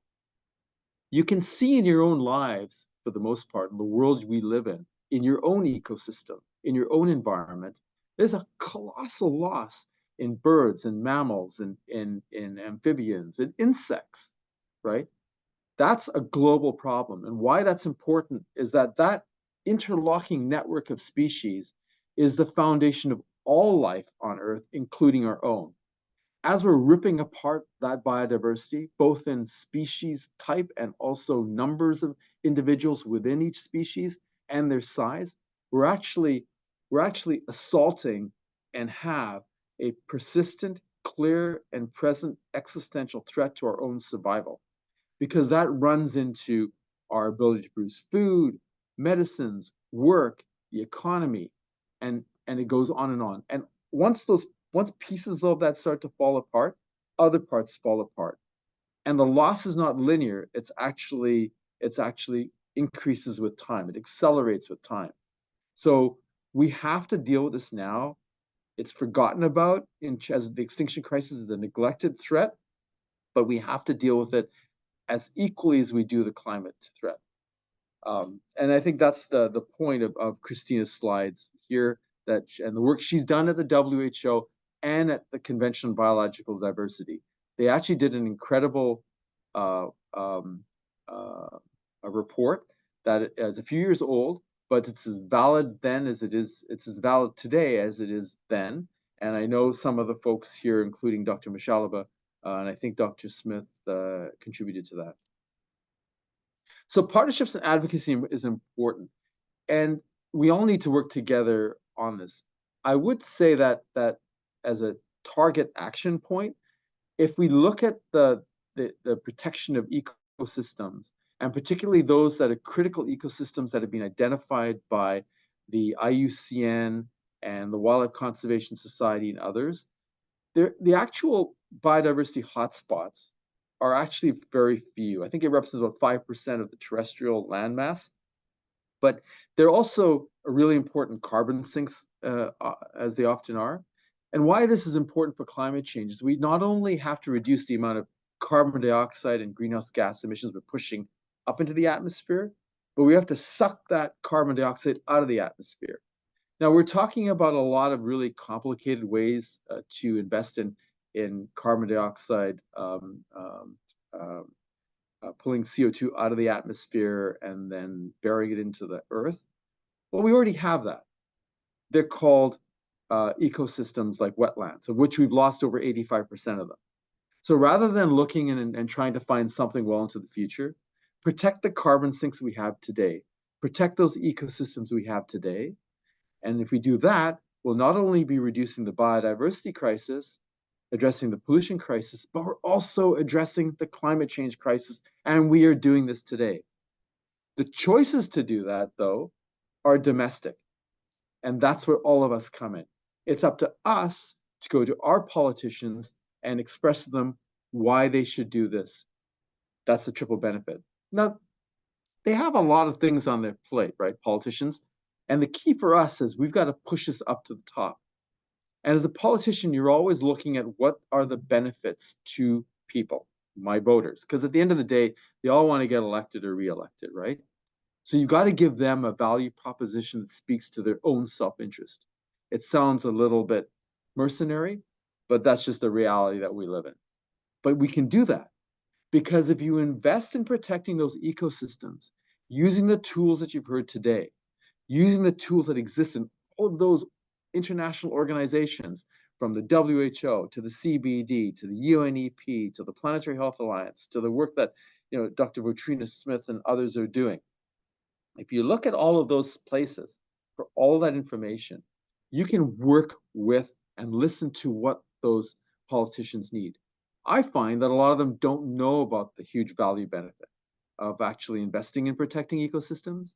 Because if you, for example, invest in community-based conservation, as Dr. Machalaba is doing in the west coast of Africa in amazing ways, what do you actually accomplish? By working with communities to enable them to protect their own ecosystems, you actually protect the ecosystem services that communities rely on. Food, clean water, jobs, the economy, security. Those are not only important to the community, but those are strong political arguments that politicians are going to listen to. So our job is we've got to translate this stuff into a language and a benefit that politicians understand in every country that we work in. That's our challenge, and we want to work with you to make that happen.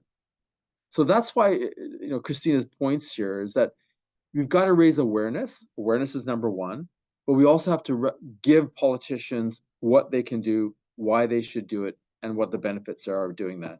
And we can use existing bodies of information to do that. Now, we got the COP28 where the first declaration on climate and health was adopted, which is fantastic.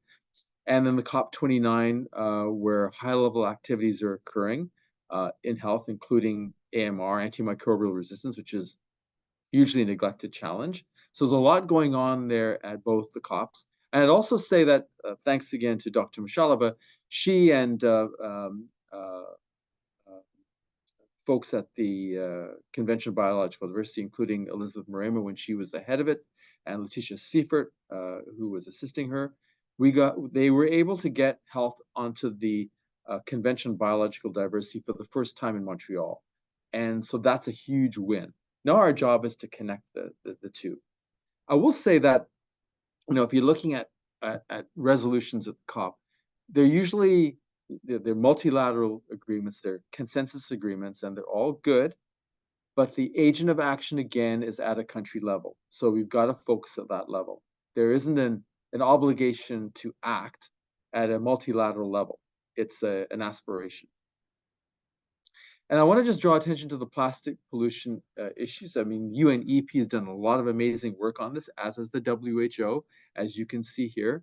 And plastic pollution and pollution in general is a much neglected threat to human health. And there are a lot of things and actions countries can do to address this. Again, this comes down to our advocacy, right? We've got to give politicians what they should do and why they should do it.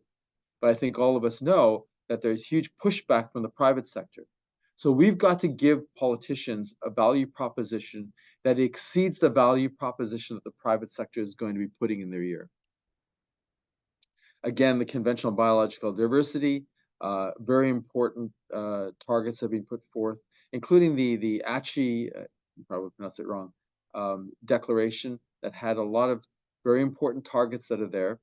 And I will say that tragically, as I mentioned earlier, we're losing the fight to protect biodiversity on this planet in a big way. In fact, we haven't met any of the targets that have been established over the years in reducing biodiversity losses.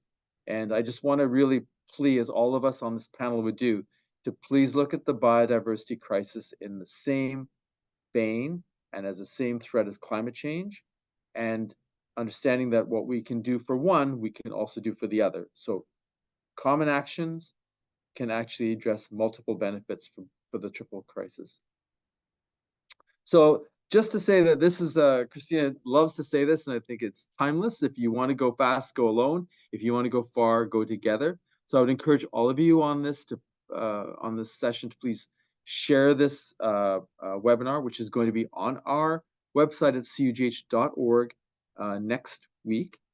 Please look at all the materials we've had, work with the groups here, come to our conference, because you're going to meet many of the folks who are on this panel are coming to our conference in Atlanta, February 20th to the 23rd. You can look at CUGH CUGH2025.org to take a look at registering for the conference, which you can do now, CUGH2025.org. So please come to our conference so we can work together to address this triple crisis and build a healthier, safer, more secure and prosperous world for all. And again, I would like to thank Adil Chaudhry and our team here, Sarah McKee and Norma for Verona, for all of their work on our team here in Washington to enable us to contribute to this effort. And again, look at the gecko, that the GHECO. You can find that on our website that Dr. Jacobson shared. It's a huge group of 700 educators in global health. And that's a huge network of people you can join, all free. So we look forward to working with you. And again, I'll turn it back to Dr. Michalaba. And again, thanks, Catherine, for your ongoing, enduring, incredible leadership that you give to all of us. You're an inspiration. And thank you again for doing this. Back to you, Catherine. Thank you so much, Dr. Martin. Thank you to you and Dr. Christina for the fabulous presentation and really the call to action. I think this leaves us with a lot of opportunity to make a difference, especially going into the upcoming conferences of the parties. So thank you. And I know we are short on time, so I'll turn it over to Valtrina for the wonderful media session. I will just note that the Q&A, I think there are some fabulous questions being raised in the chat and the Q&A. So I encourage all of our wonderful panelists to engage there. And Dr. Martin, maybe we can touch base after the session and find a way to also get those resources and discussions continued. But I want to really thank our panelists. If you can stay on, maybe we'll have a few minutes at the end to really have some additional dialogue. But over to you. And thank you all so much for the wonderful presentations. Thanks, Catherine. Thanks everyone for being here, for sharing your enthusiasm. What we're going to do for this last piece of the webinar, in addition to continuing the kind of chat and Q&A responses, so please feel free to keep putting those questions and comments in there. Our panelists are responding to them real time. We're going to think about really celebrating some of our students and trainees because they are the future and they're the reason that we have to deal with this triple threat. So we have two amazing young men with us today. I'm going to prioritize their presentation over mine because I think that's really helpful to hear in their voices some of the things that they're excited about and that are very action and solution oriented. So first we're going to go to Femi. Would you like to introduce yourself now on the camera before I play the very inspirational video that you've created? If you'd like to introduce yourself, you may. Otherwise, I can sing your praise. Femi, welcome if you would like. There you are. Thank you, everyone. My name is Femi, and I'm originally from Nigeria. I am animal biology PhD candidate, and I'm interested in climate action. Before coming to America, I've been part of an NGO, and I'm still part of an NGO, Connected Advocacy, where we work around climate issues and also less privileged and less represented people. And presently, I'm still working on starting another sustainable development group here in Davis. And personally, I believe in advocating for climate change, One Health, through the unusual means, which is music and writing, doing podcasts and the likes. So today I've done one or two songs, and I believe you will enjoy listening to it. Thank you. Thanks, Femi. Great to have you here. Femi, I met Femi because he joined our RX One Health field course that we do, where we bring together graduate students and early career professionals from around the world for somewhere between a 2 and 4 week short course somewhere. We've been doing it in California recently. We've done it across countries in Africa and Southeast Asia before. So Femi, as part of spending a couple of weeks with colleagues that were eventually good friends and experts in many areas, it kind of spontaneously inspired them to really think about music as a tool. And so what I would like to do here is make sure I can share my sound at the same time, share the desktop. And I'm going to show just a little piece of 2 recordings. One is sort of a better sound recording that Femi shared with me just this week. So you can get a feel for his amazing talents and his passion for these topics. And then a little bit of the recording that he did with the RX1 Health trainee group. So you can feel the energy that really inspires so many of us. So stick with me just a couple minutes here and I'll give you a feel for it. And I hope you'll enjoy that. Call 911, call 911. It's an emergency. The climate is changing, climate is changing. It's an emergency. One earth professional, let's rise to the task. The land, the soil, the water, the man, the animal rely on us. The health of everything is intertwined. And if we rise, we can make a change. Your responsibility and my responsibility is to rise and play our part. The little you contribute goes a long way to make a change. We are here to save this world. We made the world good. We need to leave it better. It should be our responsibility. Let's rise and do that. 911, it's an emergency. Climate is changing, it's an emergency. Thank you very much. Let's make a change. See you some other time. Oluwafemi Falade is my name. Bye. Okay, now let me flip over to show you what he did to the group. These were colleagues from around the world. And I want you to just feel the energy when he really got them involved with new lyrics for a recognizable song in the theme of planetary health and One Health. So let's just watch that for a moment. And I'm going to try not to cry because you always make me think about these things. Okay.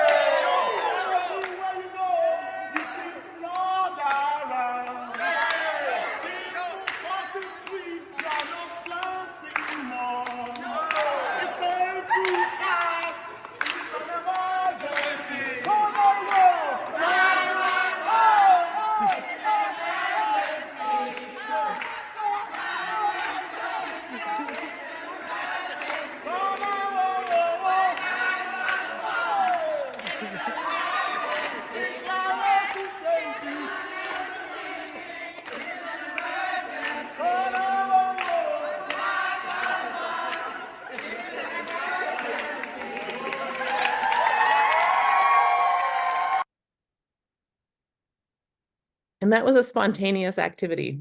This was not a planned recording or anything. So Femi, thank you for inspiring all of us. Thank you for being here. And I hope that we'll be able to stay in touch for many times to come. Yeah. Okay, so I hope that all of you enjoyed that. I'm going to shift gears a little bit and invite Anand Singh to come on camera to say hello and to share his screen.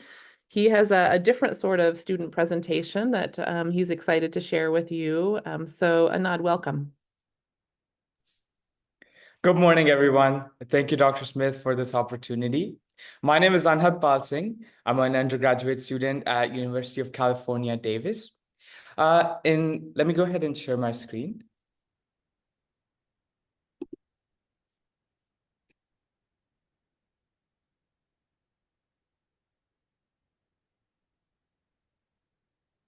We can see it. Awesome.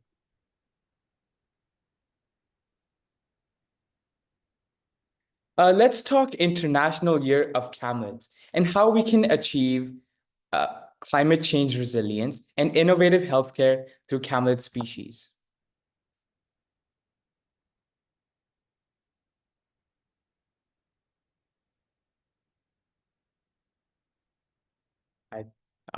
I think my computer is frozen.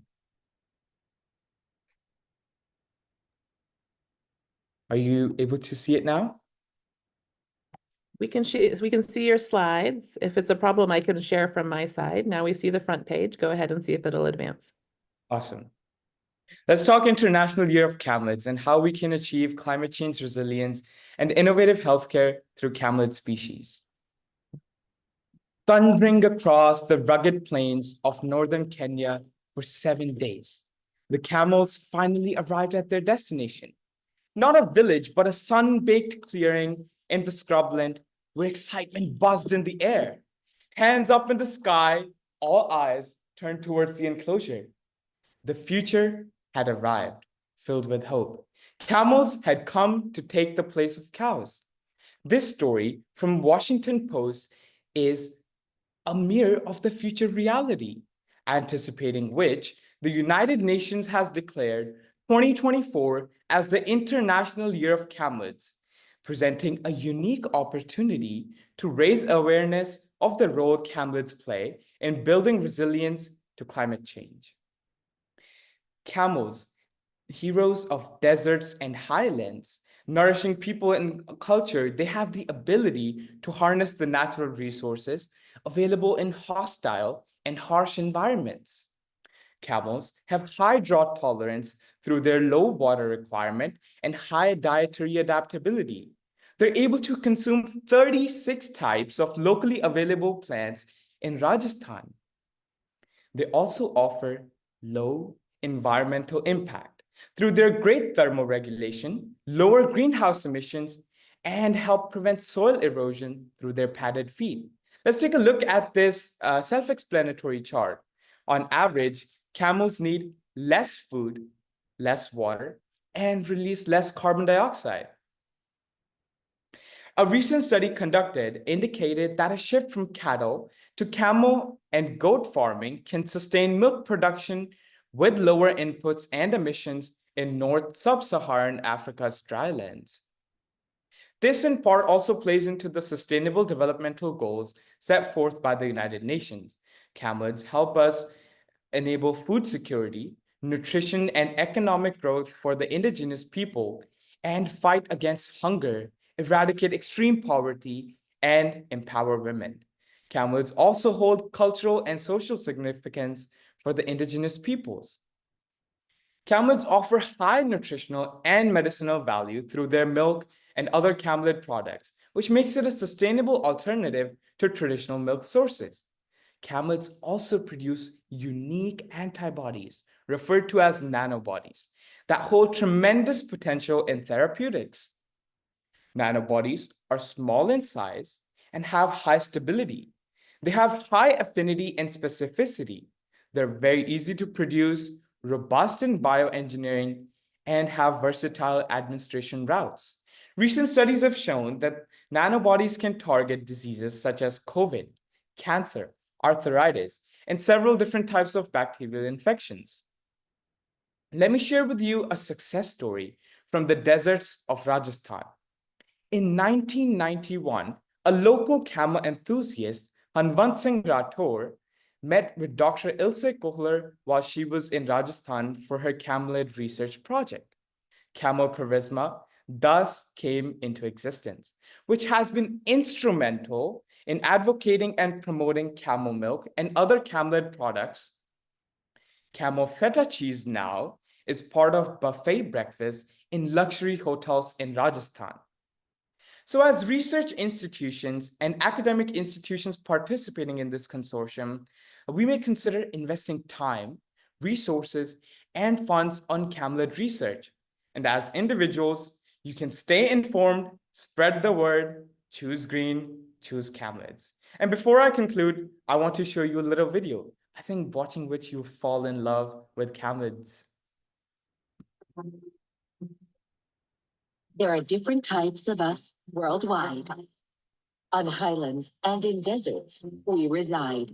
We are alpacas, Bactrian camels, dromedaries, true. But don't forget, we are guanacos, llamas, and vicuñas too. Thank you. Over to Dr. Smith. Thanks, Anand. That was very fun, and I think we all learned something looking at both the chat box and just thinking about how the different perspectives from our colleagues around the world are here. Thank you for being with us. For the group, I have recordings of other students that were very inspired that I could share, but we're short on time and I really want to prioritize being together with the group. So we've been answering questions as we go along in the Q&A where we can. There are others in the chat. I also see that we have two folks who have their hands raised. So Dr. Fernando Milano, would you like to come on camera or share your comment or question? Thank you for being with us from Argentina. It's great to see you here and your experience is very welcome.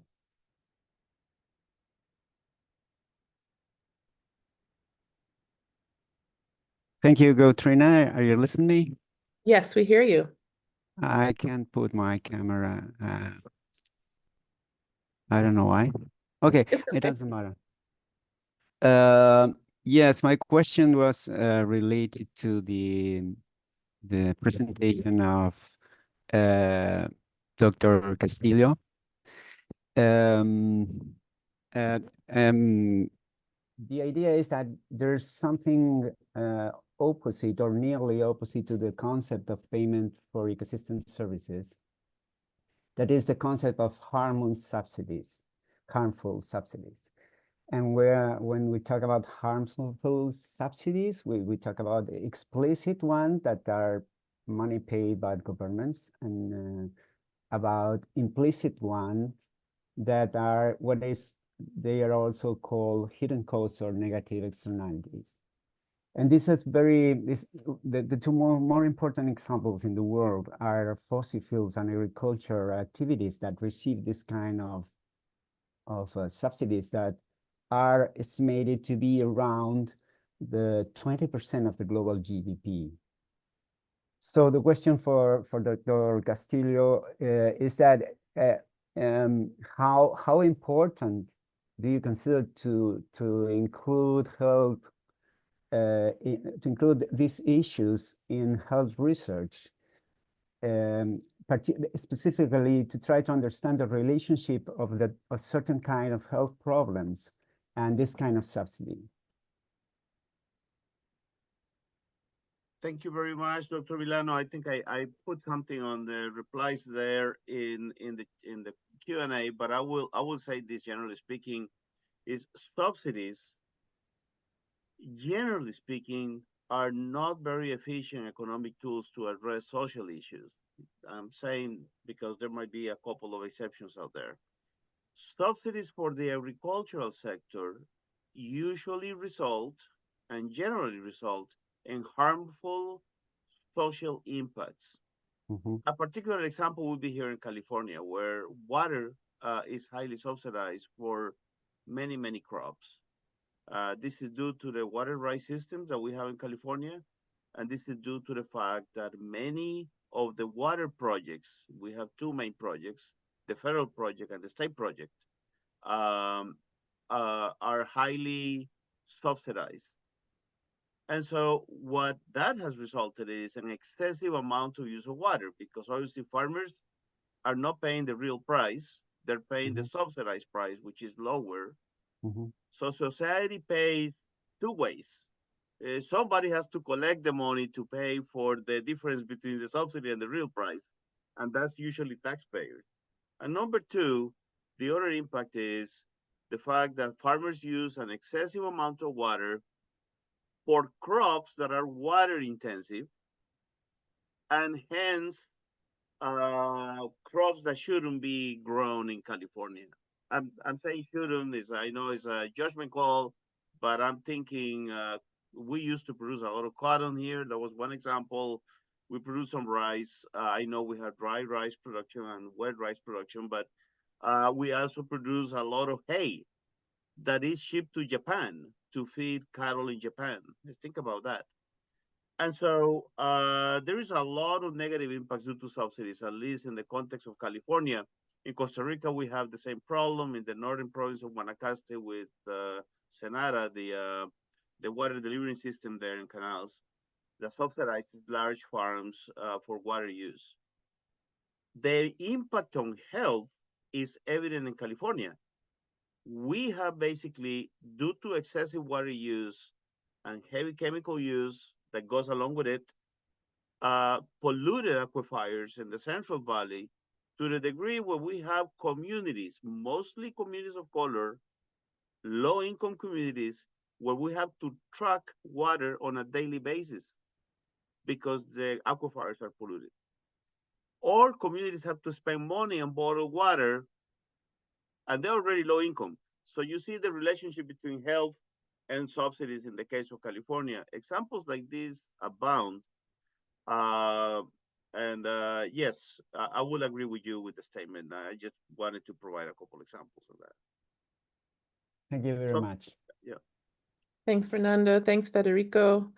Catherine, I don't want to forget to go back to you. I know moderating the panel of which Dr. Castillo was part was a big highlight for many of us. Do you want to just mention a few of the topics that came up in the Q&A? I know we need to wrap up in just a few minutes, so we won't go through all of them, but I did want to give you a chance to call out a few of them if you felt like they were especially relevant for the group.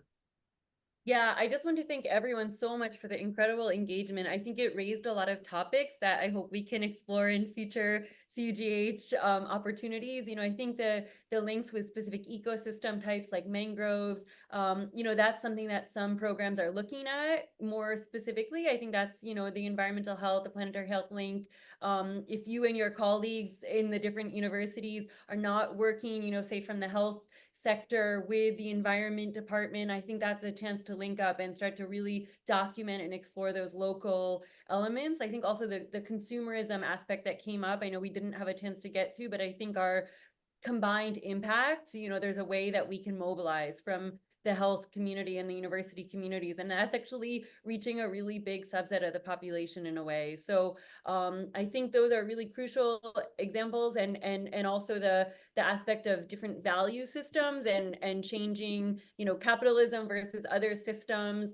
I think there's, you know, the more we can document examples like that, and again, things like Panorama Solutions, I really encourage everyone to look at and document good case studies to show different ways of doing things. So that really struck me, just the wonderful examples from everyone, and I want to thank you all so much. And I don't know, yeah, Dr. Martin, if there's anything that we can mention in terms of the next steps, how we can continue this momentum, that will be very exciting. But thank you all so much. No, I just say, Catherine, again, thanks, you know, to you, Dr. Smith, Dr. Farron. Nice to see you again, Federico. You presented at our conference in LA. But to everybody, to Dr. Machalaba's point, you know, we have to work together. There are avenues. Everybody on this group are doing work in their own space. Connect with them. Connect with us at CUGH. Come to our conference in February, because a lot of the folks here are actually at that meeting. Please join us, because it's building, it's moving forward, and it's action, as was mentioned before. You know, there's never a good time to wait for action. It's always now, right? And we know what to do. So let's engage with our politicians. There was a question about you got to give a value proposition. You got to work with them. You got to just not give them, you know, this document about what to do. You've got to work with them to make it happen, and they want to work with you. So that's the politician, that's the politics, right? What do you need to do? Why do you need to do it? The value proposition. Give them a reason why they should get, you know, it strengthens their hand, and the people will benefit. Importantly, if you connect the benefit to the people, what we're doing, to the political agendas, then we can make a big dent in this triple crisis. Thanks again, everybody. You know, you've been amazing, and we at CUGH are really grateful for everything. Thanks, Keith. Yep, I think our motto is sometimes going to be to think globally and act locally, all in our own way. Carlos, I'm going to give you the last word. If you would like it, you kicked us off. If you'd like to close us out, please feel free.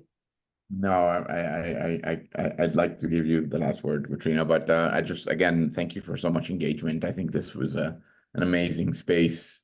It really went by quite quickly, actually, thinking about that we started 2.5 hours ago.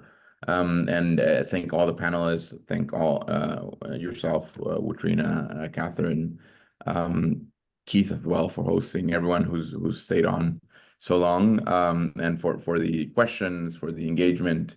Just really a lot of appreciation. As Katrina said, I think the time to act, and Dr. Martin's stress is right now.